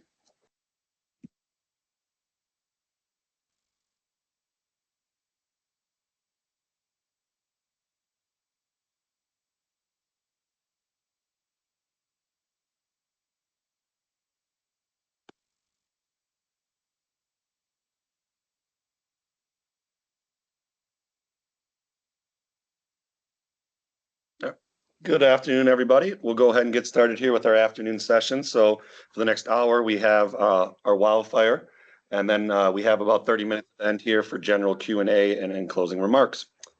With that being said, I'm going to hand it over to Tyson to talk with wildfire. Thanks. Good afternoon, everyone. So let's go ahead and progress to the next slide and get started. So this is a high-level introduction to SCE's high fire risk area scope. About 27% of the 50 square miles of SCE service territory is in high fire risk area.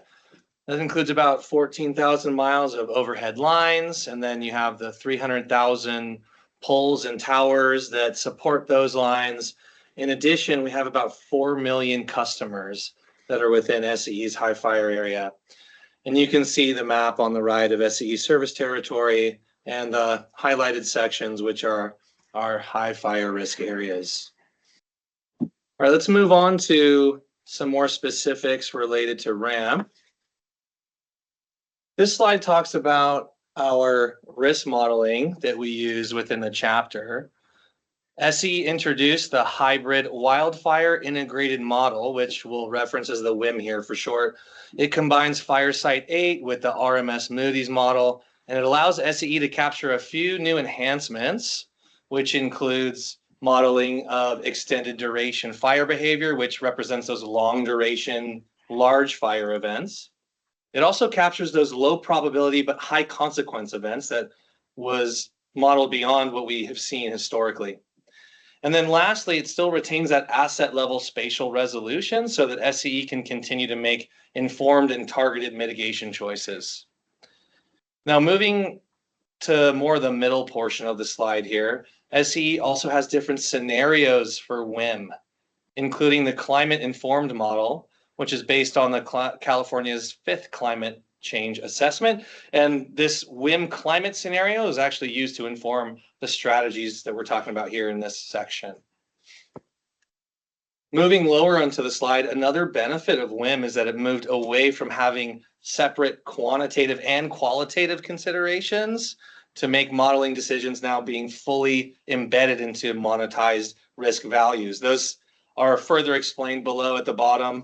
One of those is the CAL FIRE community egress areas and an improved weighting by including factors like social vulnerability and critical infrastructure. And then another enhancement is it expanded the exposure modeling, introduced buildings damaged versus destroyed, and other factors that improve representation of wildfire impacts. So overall, at a high level, that summarizes our wildfire integrated model. We can pause and see if there's any questions before we move to the next slide, but I am not seeing any. Okay. Yes, officer. Yep. Hey, good afternoon again, Hafiz Chaudhary. Just a quick question. I know you just mentioned about 27% HFTD, right? So I wonder, because when I was reading the chapter about DVC area for the SCE territory, it's about 60%. What percent HFTD area fall within that 60% of DVC? Yeah, so we would have to look at that, officer, but it's a very small percentage. I think only like 9% or 10% based on that pilot. Mm-hmm. Okay. Yeah. Just wanted to know. Thank you. No problem. Thanks for the question. Okay, moving on. So our wildfire risk bow tie In this slide, you see the top of the slide has the bow tie, and the bottom table provides examples of those potential drivers of ignition. So starting with the bow tie on top, starting at the far left, the exposure is what I mentioned on the first slide. It's the amount of overhead electric system that we have in HFRA. Moving to the right in the blue rectangles there, we have the drivers. And this is how the system could fail to potentially cause an ignition. There's a probability of failure of any of these happening at any given location. Then moving to the center, you have the circle part, which is the triggering event. It's the ignition associated with SCE's assets. And then on the far right, you have the outcomes and consequences, which is representative of what we just went over in our WIM model. And so moving to the bottom portion of the slide, you have the sub-drivers that have a little bit more detail that roll up to those drivers in the blue rectangle. So first is, starting on the far left, the contact from object. That's pretty self-explanatory. It's things touching our lines or running into lines like vegetation. You can have animal contact, vehicles, balloons, things of that nature. Then you have equipment facility failure, which is essentially SCE's equipment breaking down over time from its exposure to the environment and its usage. Then you have wire-to-wire contact, two wires slapping against each other, creating face-to-face contact. And then on the far right, you have other and unknown. That last category includes vandalism, third party, sometimes cause is not found. But for each of these drivers, every time SCE has an outage, there's an investigation. We try to put it into one of these categories. Okay, moving on. So talking a little bit about our system hardening, the next two slides get into the layers of protection that SCE deploys to mitigate the wildfire risk that we recently went over. So in general, we have hardening where you actually touch the physical grid, and then you also have operational related practices that we'll go over on the next slide. In general, your highest mitigation effectiveness you get is from your targeted undergrounding, which is on the right side of that slide. And then we also, when we have lines that are left overhead, you really need a set of layer of protection in order to achieve an effectiveness of preventing an ignition that gets you closer to what targeted undergrounding does. So first you have covered conductor, which is on the far left. It's your conductor that's jacketed that helps prevent things from contacting it or two lines contacting together, causing a fault condition. And then you can pair that with other things like protective devices. We also have our rapid earth fault current limiter system, which is referred to as REFCL. And we also have sensors, and all these combined together gives you situational awareness and protection to prevent ignition. And then on the far right, you have transmission hardening. So we continue to expand and address transmission wildfire risk with sensors, updated standards, and any other lines that are in risky areas. And moving to the next slide, if you combine these items, the hardening items now with our operational practices, starting on the far left, we have our inspection and maintenance, and we follow our criteria. We also have specific locations that we want to go inspect more than once or multiple times a year, potentially in areas that are high fire risk depending on the weather and economic factors. Then we have our vegetation management, which line clearing, preventing vegetation from contacting our lines. And then our last layer of protection is shutting off power to prevent ignition in cases where the environment and the weather permit. So all those combined, you have your layers of protection that continue to get you closer to preventing your ignition. Okay. Let's move into some ramp specifics now. We're going to go into a flow chart. This flow chart is contained within SCE's ramp filing, and it details how we use BCRs to select targeted underground, covered conductor combined with REFCL, or leaving it unhardened. So to generally get a baseline first before we go detailed through the actual flow chart, first piece I want to mention is covered conductor and targeted underground proposals are based on BCR calculations. So that's that first diamond that you see there. We want to check whether the specific BCR at that risk reduction unit or RRU is above 1. The next thing I'm going to chat about is about how we choose our REFCL locations. So REFCL is selected based on a set of criteria that's outside of a strict BCR comparison. But we have 3 separate criteria that we looked at where we select our REFCL scope. First is substations that have circuits that are in the highest wildfire risk locations. So REFCL ground fault neutralizers basically protect every circuit out of the substation. So we look at where we have substations that all their circuits or most of their circuits are in the highest wildfire location. So that's number 1. Number 2 is where those circuits are mostly covered conductor, so that REFCL addresses the incremental risk left by having covered conductor. So that's that additional layer of protection. They actually do 2 different things in how they protect the system from ignition, and they complement each other. And then the third is where we have credible execution feasibility within 4 years without constraining reliability risks during construction. So REFCL can be quite complicated in terms of how it's constructed. There's a lot of work inside the substation, a lot of retrofit to that equipment inside the substation and outside the substation. So it can be long lead time. So in general, we select REFCL based on those 3 criteria, and then we compare the covered conductor and tug BCRs with it. Okay, so with all that as a baseline, going into at a high level, working through the flow chart. So if you start at where it says start, move down, the first decision point is tug and covered conductor, are they greater than 1 or not, right? If it's not greater than 1, you move to the right. Or if it's less than 1, you move to the right. And if you're not overlapping with REFCL, what this is saying is leave it unhardened because you don't have a BCR greater than 1 at your RRU. If it does overlap with REFCL, then we compare the BCR of covered conductor and REFCL. If the covered conductor and REFCL is above 1, then we say cover that location so you can combine it with that future REFCL project. And that's how you work your way from left to right in that top row there. So moving down, so starting at start again, if your tug and covered conductor BCRs are greater than 1, moving to the next diamond there below that, if your covered conductor is greater than tug, select covered conductor. So that's pretty straightforward.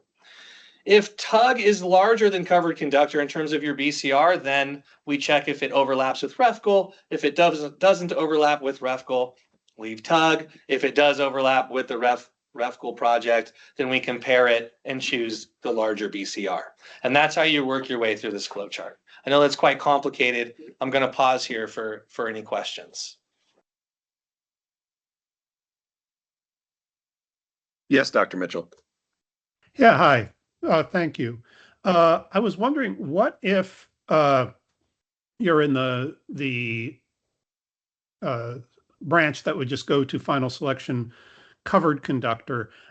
I don't see that.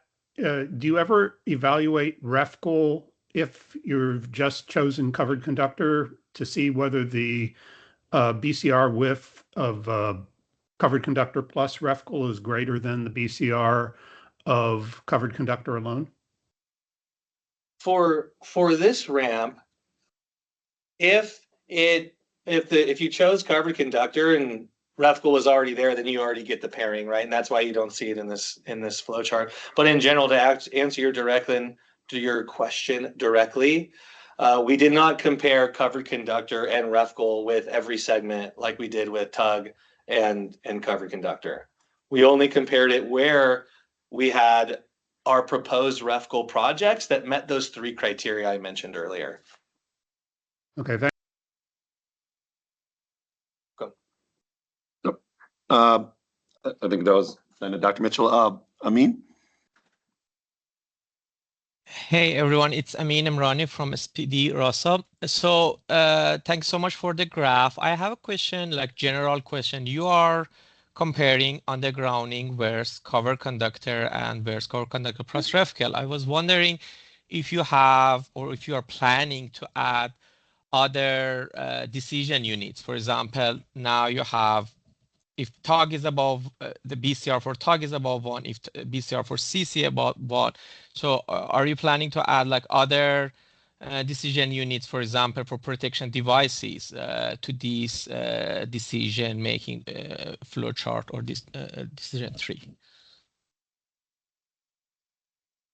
Yeah,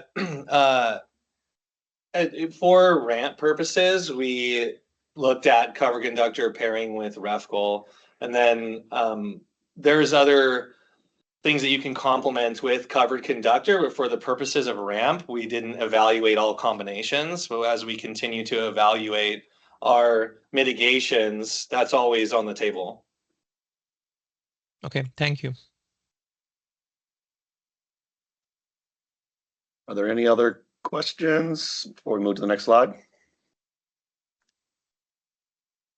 All right, thank you. All right.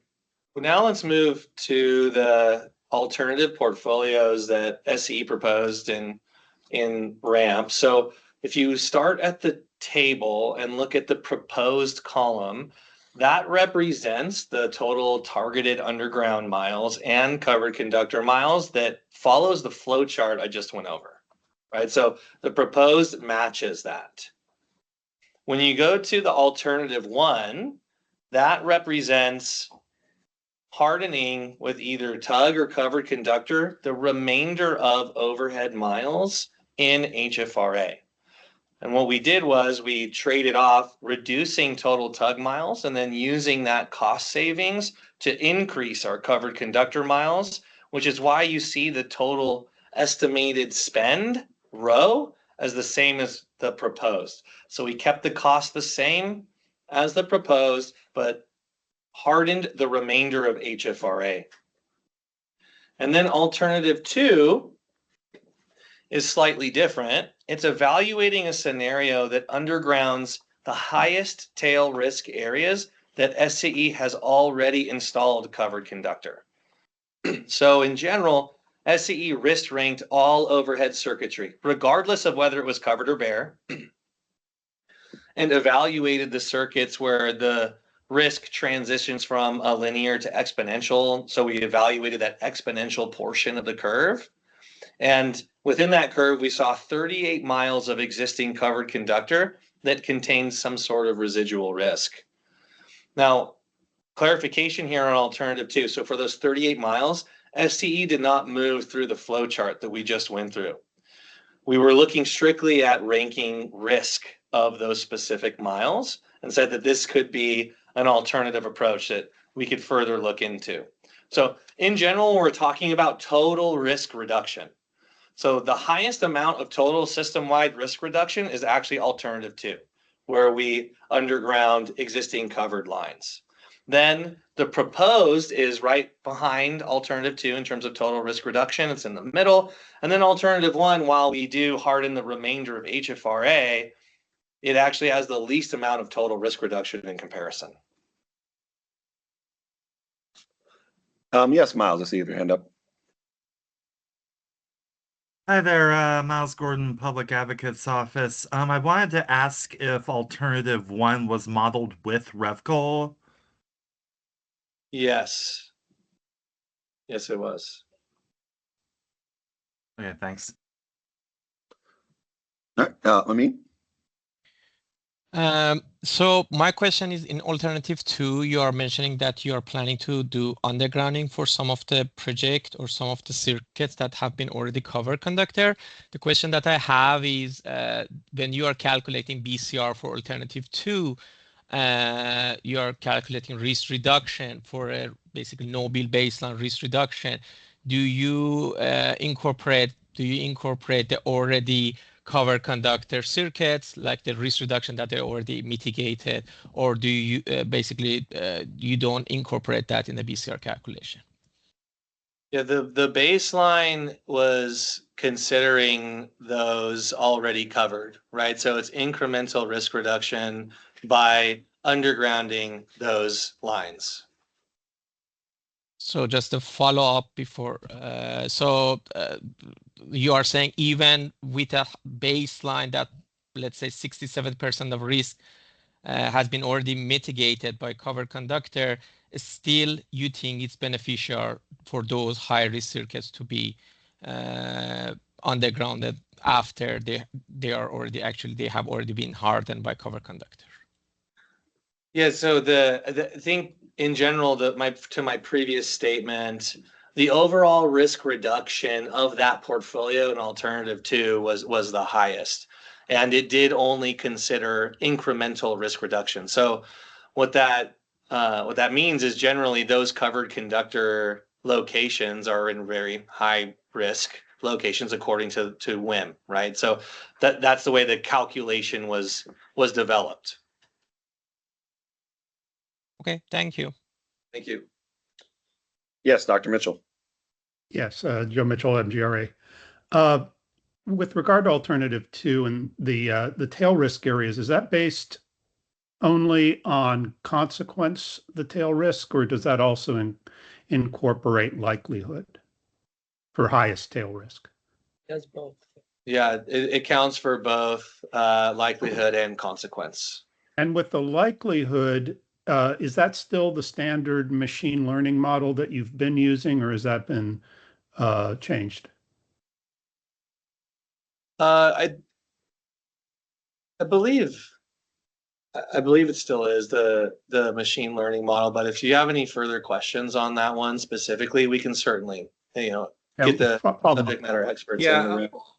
Also, Dr. Mitchell, if Brian Landry's on, I think he can answer your question in real time, subject to SCE, making sure we give a fuller answer. Okay.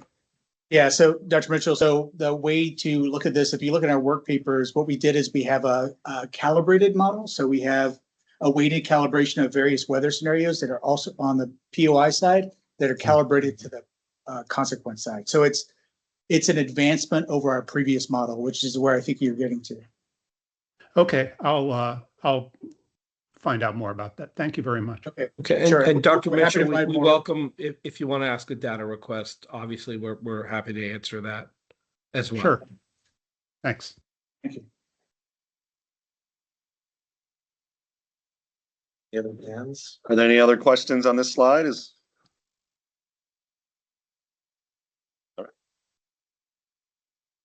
Thanks for the questions. All right, let's get into the risk reporting unit, or the RRU. So SCE moved from more of a circuit segment level decision-making approach to a circuit level RRU. So at the beginning of SCE's wildfire hardening journey, it really made sense to harden at the segment level because all of HFRA needed to be hardened, and you're just starting your journey there. So it made sense to do the highest risk segments with such a large scope left, because you want to buy down the most risk reduction.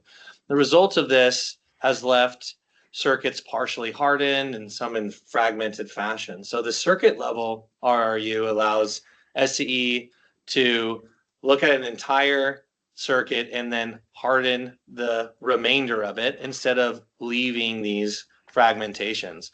It also really helps when comparing a single solution like covered conductor and tug to CC plus REFCL. Since REFCL really does harden the remainder of an entire circuit, and in fact, all circuits out of a substation. So it puts it on a little bit more of a level playing field in comparison.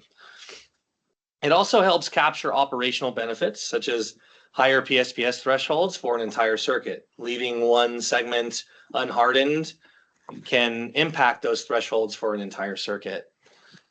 It also doesn't segment the execution where you may have some proactive covered conductor right next to maybe some unhardened portion. Then you have tug in consecutive segments, like the example on the left, which could happen. And then really a qualitative data point as we get to this part of our journey of hardening, and it really helps with execution efficiency. So if you really think about what it takes to execute hardening on a given circuit, You got a permit, you have different permitting potential if you're going overhead or underground. You have different types of crews that do the work. You have different material that you're procuring, poles versus vaults. And then you even have different large construction equipment you're using to either trench or dig a hole for a pole or string the wire. And staging all this right next to each other, if you really think about the logistics, it makes sense to have the same solution working in close proximity. And then the circuit level RRU, while we determine a single solution for an entire circuit for the remaining unhardened portions, even if the initial recommendation is, let's say, covered conductor or target underground, we have to have some practical execution taken into account to determine whether it's actually feasible to do it. So there's certain locations where we're recommending initially target underground, but it could be somewhere where the environment doesn't allow it or it's extremely difficult, and it may turn covered conductor or vice versa. So those are some of the reasons why we went to a circuit level RRU, and I'll pause there if there's any questions. Yes, I mean. I have again one high level question. So when we are talking about circuit level RRU, we noticed that in the board paper you calculate BCR for each RRU. So when you are calculating those circuit level RRU for each of those basically project mitigation, do you just incorporate the risk associated with a specific mileage that you're planning to do cover conductor or undergrounding, or the risk includes associated with the entire RRU? It's the unhardened portions or the incremental benefit you get when you REFCL. So it's only incremental for the RRU. So you call it at circuit, but it's just BCR would be at that small portion of, or incremental as you call it, of the portion that basically you are planning to harden. Yeah, so if you look at the example on the right side of the slide, you have the unhardened portions marked in the black. The RRU would be calculating the BCRs for all, if you hardened all of the black portions, right? But you didn't get any incremental benefit from the green if you're just evaluating tire cover conductor. So the BCR at the RRU level represents hardening all of those black portions in that diagram.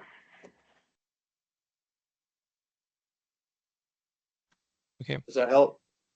It does. I'll let Henry ask the question and I will do the follow-up. Okay. My question is, so in the case on the right, if you have decided that the tug BCR is higher than the CC BCR and you decide to underground the rest of the circuit, or you decide to underground, is the tug miles being proposed still like the rest of the entire circuit, or are you still like, will you still only do, say, if that all those blue pieces are 10 miles, would you still propose only 3 miles of hardening? So the recommendation would be to tug all of the unhardened portions initially, right? So this is a calculation exercise that takes into account, you know, all the variables that we'll go over in the next slide. Though after the initial recommendation says, hey, underground those, we still need to speak with our designers and our engineers and everyone else to understand, does it actually make sense? One of those, for example, if one of those black portions that are unhardened is one span and it's all overhead around it, then it doesn't make sense to spend dollars to underground one span or something very short, like 200 feet of overhead line. There's a practicality we need to consider after it goes from this stage. So there's more to it than what's proposed in ramp, but in general, what we are proposing in our ramp, at least at this stage, is that all of those unhardened portions would either be tug or covered conductor. Okay. Okay. Well, so then in the, I guess that I get the idea of the concept, but when I was reviewing like the number of miles that are actually getting underground in each RRU, it's still like pretty low. It's like I can't remember the exact average off the top of my head, but it's on the order of like a mile or two. My understanding is your circuits are much longer than a mile, and I would suspect that you guys have circuits that are unhardened. Those lengths are also much longer than a mile. So like when you have an RRU, when you're talking about a project for an RRU in the work papers and it only says 1 mile, is the implication that there's only 1 mile of unhardened line left?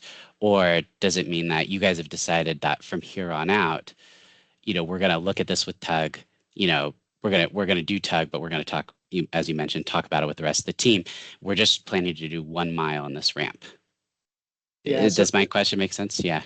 Yeah, so Henry, this is Brian Landry. So let me answer this for you. And if you can imagine, if you will, a substation in non-HFRA. And if you can imagine a circuit going up a hill through tier 2, through tier 3, it may be they're only proposing a portion of that circuit be hardened in the RU, but we could also have a portion of that circuit that we actually propose to remain unhardened, right? If it be non-HFRA. Another reason, just to bring the point home that we think this is the best approach, is because when you deploy REFCO, you can't deploy it at a circuit, right? You have to deploy it. I'm sorry, at the circuit segment. You have to deploy it at the substation. So you get the true benefits. You get it throughout the whole circuit itself, right? So the only fair way to compare these three alternatives was using this approach. Hopefully that helps. I think so. I think so. So I guess so like when I see the total number of work units and it's only like 0.02 miles for that specific RRU, like it's just hard for me to like, so does that mean there's only 0.02 miles unhardened? You know what, you see what I'm talking? Yeah, that's where I'm kind of, like, in principle, what you're saying makes sense, but when I see the actual numbers, I'm like, oh, 0.02 miles of tug. Is there only 0.02 miles left, or are we still in a circuit segment world essentially? Yeah. So if you think about it, we have covered a vast majority of our distribution system in the HFRA. I mean, the vast majority, and you can see we have a very modest proposal for tug, and we've been very, very targeted, and we actually have a modest proposal for cover conductor. And it's not going to be in one discrete location. What we're doing is we're filling in the gaps of these fragmented areas, as Tyson pointed out. So the other benefit that we get here, and we are not going to have time to cover it today, but when you think about PSPS, we get that additional beneficial PSPS reduction if we deploy it in this fashion. Okay, thank you very much. I appreciate it. And if you have specific follow-ups, we'd be happy to entertain those, Henry. Thank you. Apologies if I pronounced the name wrong. Constantine? Yeah, you got it right. Thank you. You might have already mentioned this, but I just want to double check. So is there any discernment that you do in this process when it comes to like primary distribution versus secondary distribution and all those other factors, like all those factors that go into that? Yeah, this study is done on primary distribution. And then, if there's underground, or let's just say that there's like secondary or lower voltage on the same pole line as where we're undergrounding, it gets undergrounded with it. So, but this study basically is for all primary distribution. I see. So secondary is kind of not usually the first thing that's considered. No, it is not. Not for this study specifically. Okay. But, and when you say, when you say, I think someone mentioned that most of your system is now hardened in the HFDD, right? Like a good percentage, I think more than half for sure. Like probably like 3,000 miles or something like that from what I remember, might be wrong. But when new miles, like let's say people are moving into the HFDD or like immigration or anything like that, people moving into the HFDD, there's new buildings, new businesses open. Are those typically undergrounded by default, or how do you guys approach that kind of a thing? Like just new grid being added to anywhere in the HFTD? It's specific to the scenario, but it would be built hardened, right? There would be no bare overhead conductor that would be serving new community in high fire risk area. It'll be built to the wildfire standard. Got it. So would it usually, okay, and you probably have a BCR calculation that you do for those situations too, where you would consider covered conductor versus undergrounding versus other options? It's dependent on multiple factors. We certainly can like answer that if you have like specific questions, but there's BCR calculations, there's depending on the environment, the community, the terrain, there's lots of things that factor into it. If it's also like, just a simple line extension that's not very long, then you just continue with what, if it's already overhead, you'd only have to extend it a few feet. So it just depends. Yeah, and like I mentioned, this would for sure be specific to HFTD. So, right. And I'm just curious, how does probably totally irrelevant to this conversation, but how does that go into rates? Is it because you're adding new lines? Is that mainly you're kind of dipping into your own budget and investors are paying for that, or is that also recovered through ratepayers? I think that's a question that's probably best in the GRC proceeding. Gotcha. Okay. Yep. Thank you. That's kind of what I had. I have a quick point of clarification on Konstantin's secondary question. You include the risk of the secondary in your primary mile calculation, correct? I understand that this is done on like a primary mile basis, but you don't just ignore the risk from service drops and open wire secondary. It's included just in the per mile of your primary. It's like all per primary distribution overhead mile, your risk. Or did you guys neglect the risk of secondary and service drops in the model? The consequence is based on the consequence is based on the WIM model, and the probability of failure is based on the equipment that's at that location. Okay, so that would include secondary and service drops? I think if they're like specific to what we pull in for secondary and service drops, we can certainly answer in a data request if you have it. Okay, thank you. And I just real quick before, and then Henry, I'll get to you here. Just want to show, I think, Konstantin, like we have installed, you can see over 7,000 miles of covered conductor and over 90 of undergrounding. So I think that percentage of hardened is significantly more than 50%, but we don't have that exact number here. Yeah, I have a dashboard with all that data. I just don't have it in front of me. But like I said, you have, from what you report, most of your system in the HFTD is hardened. The concern that I get is new stuff being added. That's like brand new core, right? No, brand new core being added, because when there's new lines being added, there's also new businesses and new builds around it and stuff like that. So it's like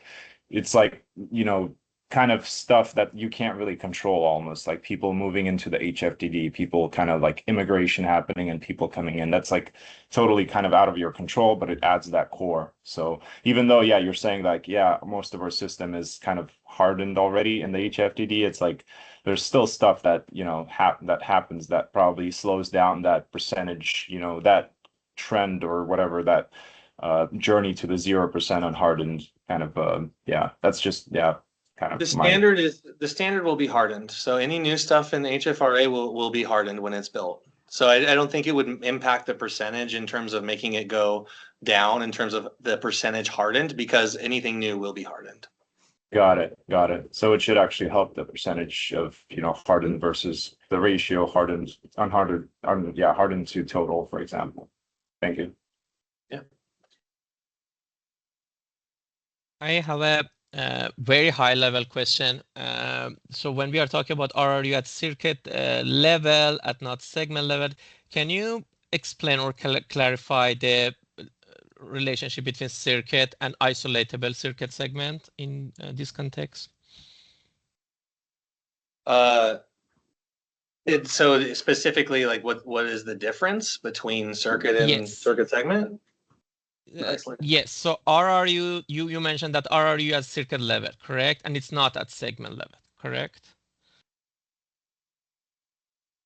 Hey, I mean, so one way to think about this, if you imagine that scenario that I gave you earlier, when you think about the substation in the non-HFRA area, and it transitions up through tier 2 in HFRA, then tier 3 in HFRA, up a hill, up a mountain, if you will.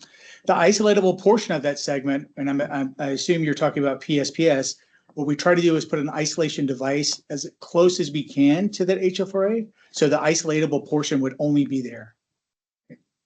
But remember, the reason that we're looking at this, the way this at the circuit this way, is that when you deploy REFCO, you deploy it at the substation.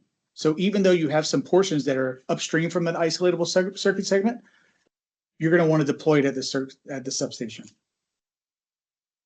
Does that help? Yes, it helps. I understand that for REFCAL, we need to install it on substation. Basically, the question, I know that in the PSPS you use isolatable, but in the previous ramp, we had a distinction of circuit, isolatable circuit, and circuit segment in the data.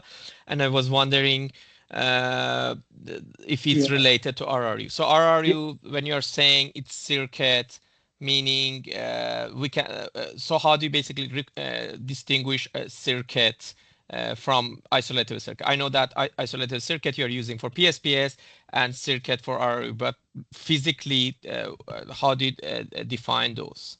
Yeah, you may be confusing us with another utility. We have not used isolatable circuit segments in any of our data previously. We've only used circuit segments, and we've used circuits. Okay, thank you. My bad. No problem. I mean, you guys look at a lot of data. I understand. Thank you. Thank you.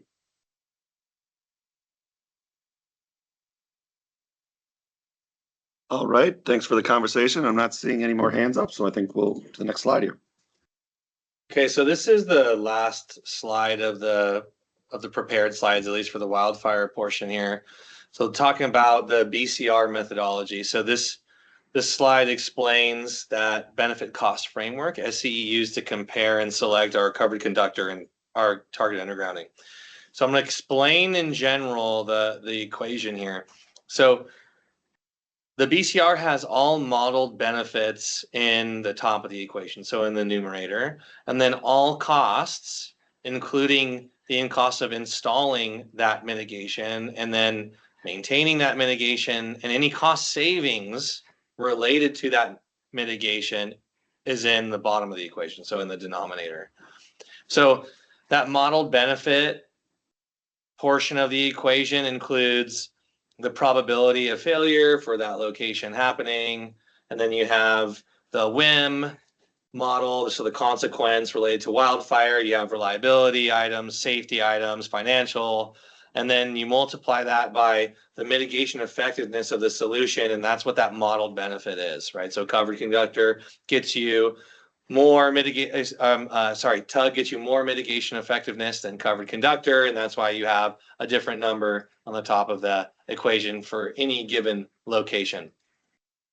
And so the cost portion includes the upfront investment needed to implement that solution, and then the ongoing O&M to maintain it, and then O&M savings. That O&M savings represents for the lifetime of that asset.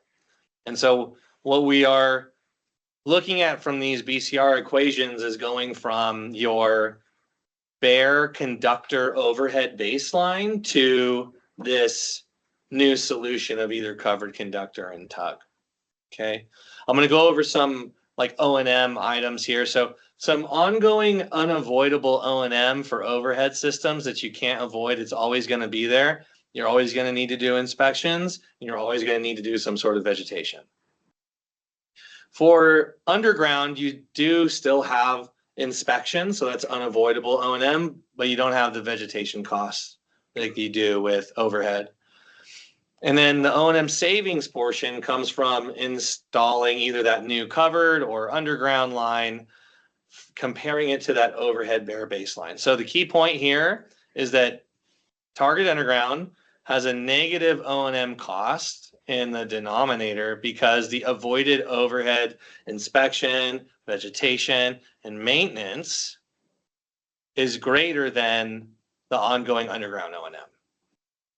So that's the key point for tug. And then for covered conductor, it does have a net positive O&M, but we assume that brand new overhead lines will have less maintenance after you first install it at the beginning of the asset life. So over that 55-year lifespan of new covered conductor installed from that bare baseline, we'll have something less in terms of cost. And that's where you see all the equations down there at the middle and bottom of the slide.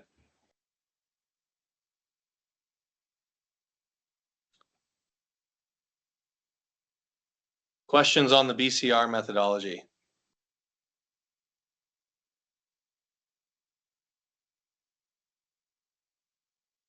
All right, as Tyson had mentioned, that was the last of our prepared slides here. We did have time here at the end for just any general Q&A or other things throughout the presentation. I can go back to the agenda here as well, just so you can see what was presented. But yeah, we'll open this up for general Q&A before any closing remarks.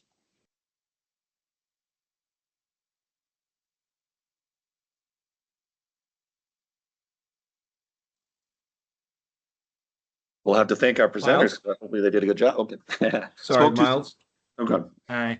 Hi again, Miles Gordon, Public Advocate's Office. I might have missed something, but I recall one of the introductory slides of this section had a transmission hardening section, but there wasn't very much I didn't see specific measures as part of that. And I was just wondering if y'all could expand a bit on what transmission hardening looks like in the context of the ramp filing.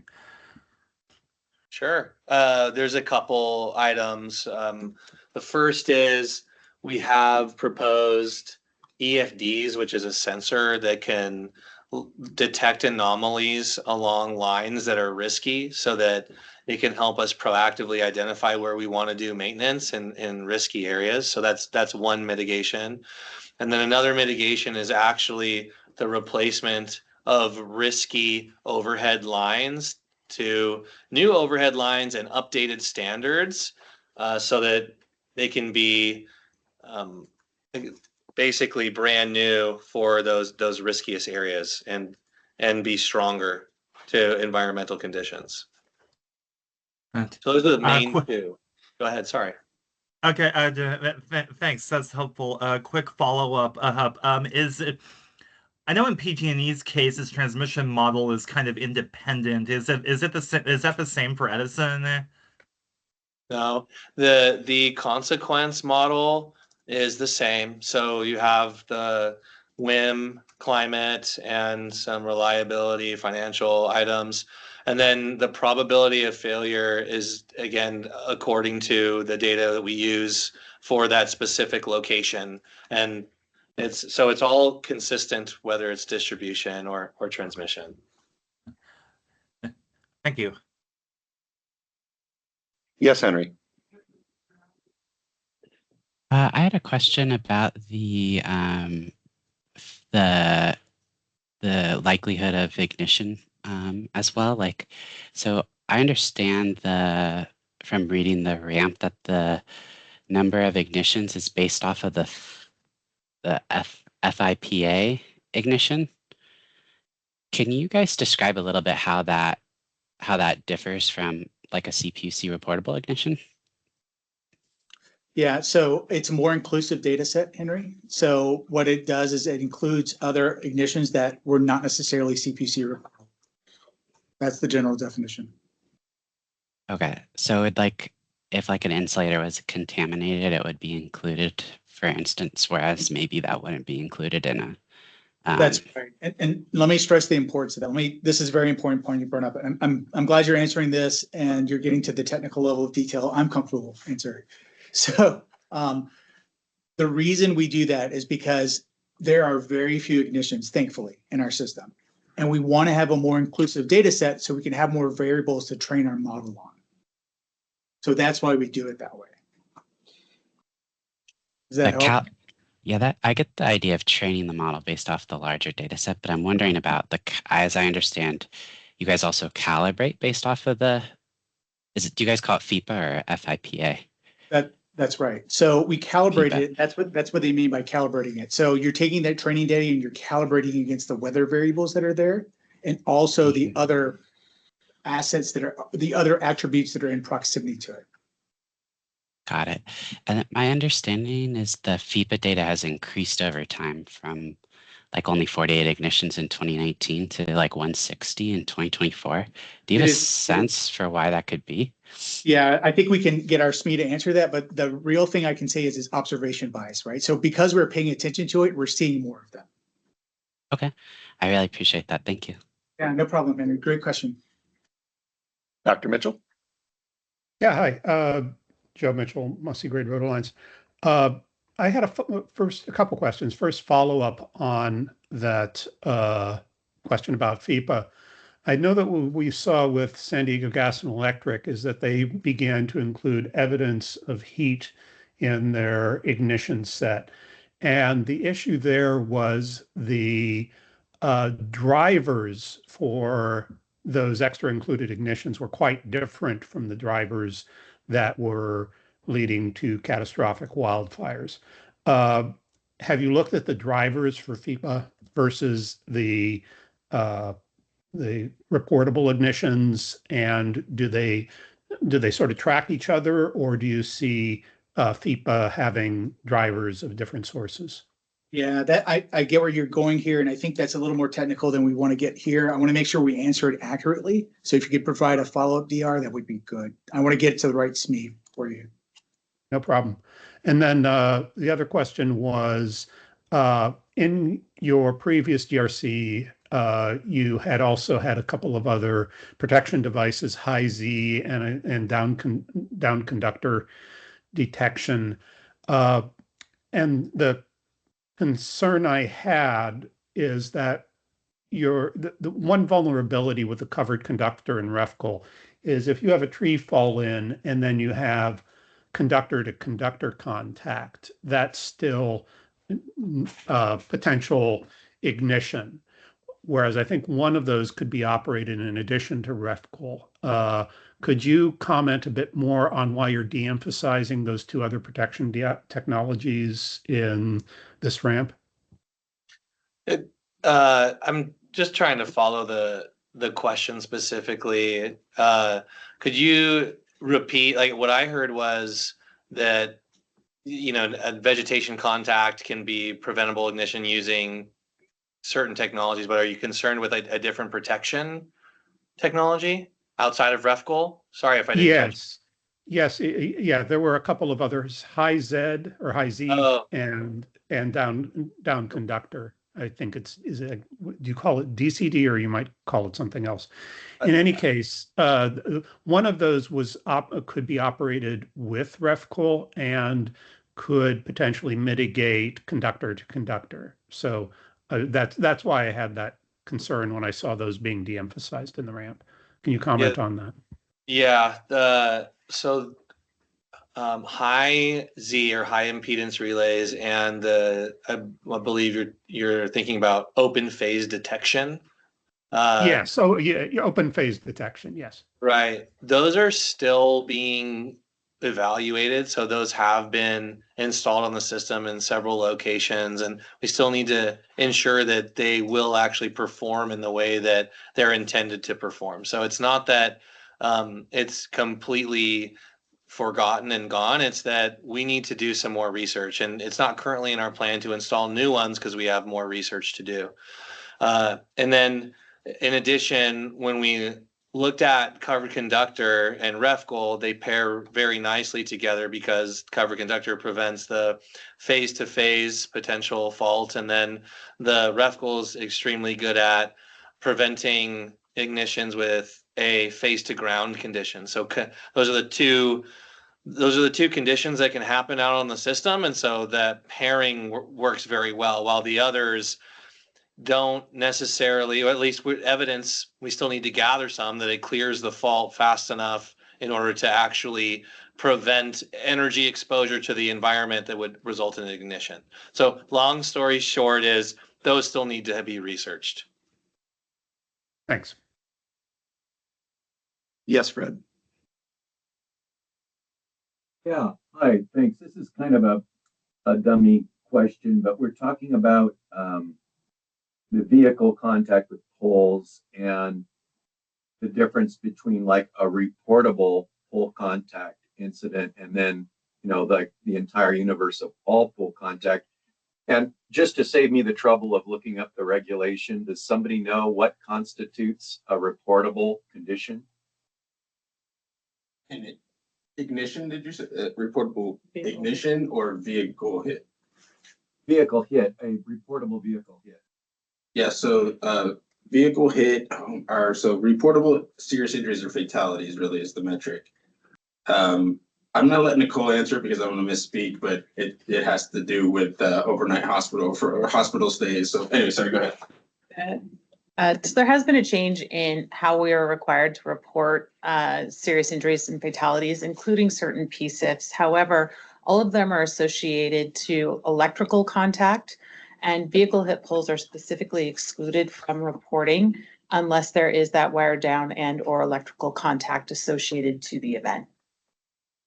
Okay, that helps a lot. Yeah, so one could imagine any number of vehicles running into poles that don't generate electrical contact. It's just damage could potentially hurt the individual or people riding in the car, et cetera. All kinds of things could result, but it wouldn't be because there was an electrical contact involved. Right? Yeah. Okay, that answers it. And I'd say at the same time, those same vehicle hit poles can result in reportable ignitions because the electrical contact that happens that doesn't hurt the individual does create a spark and a fire. So right. Yeah. Thanks. Yeah, Henry. I could imagine, like building off Fred's question with the vehicle hit poles question. I could imagine like there's a varying degree of like length of outage and size of outage that could come from that, whether that's like a an unplanned outage that you guys need to respond to immediately, or maybe or maybe you guys can respond a little bit less and do the work while while it's hot and install the pole next to it and then switch over, and maybe it's only a short planned outage. Or I could imagine the reliability consequence being quite different in the varying scenarios. And I guess my question is how did you guys derive the consequence for vehicle pole hits? Is it the same for all incidents, or do you vary it based off some like severity, like if it, the number of vehicle hits that resulted in outages or some unplanned outages, for instance? I think the short answer is that it's based on our analysis of historical vehicle hit outages, vehicle hit pole caused outages, and an average derived from that. But you're absolutely right. The actual impacts of any given vehicle hit pole caused outage could be widely variable. It could be vehicle could hit a pole at the end of the line and subsequent outage is relatively small, only affects everything downstream of a fuse, or it could go all the way back and impact the entire circuit from the substation. So it is highly variable, but we do have a pretty large sample size here, so average is a little bit more worthwhile there. Thank you very much.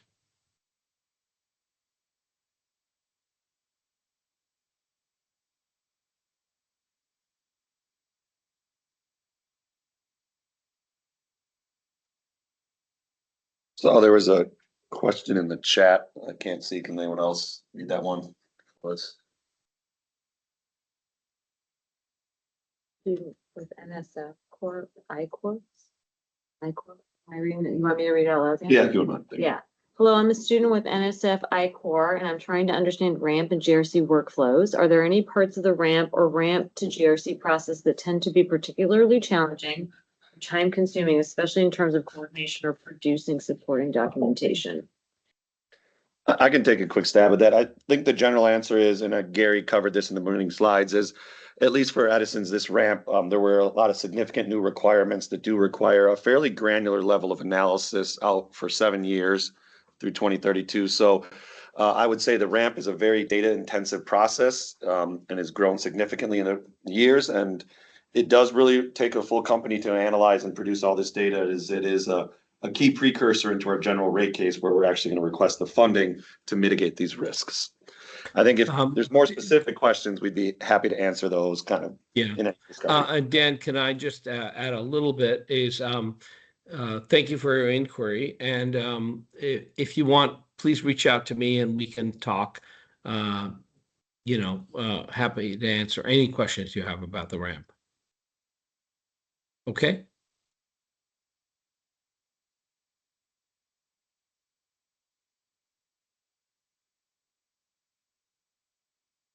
All right. If there's nothing else, I don't know if safety policy, if you want to have any closing remarks before Edison ends this. Well, hi, yeah, thank you for the invitation. Just want to say how pleased I am with the overall thoroughness and quality of the presentation today, and great discussion. Some things that people may have questions about just may not lend themselves to verbal.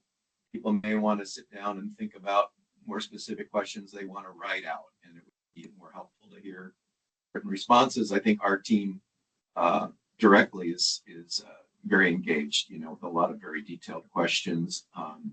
But for a general overview of things.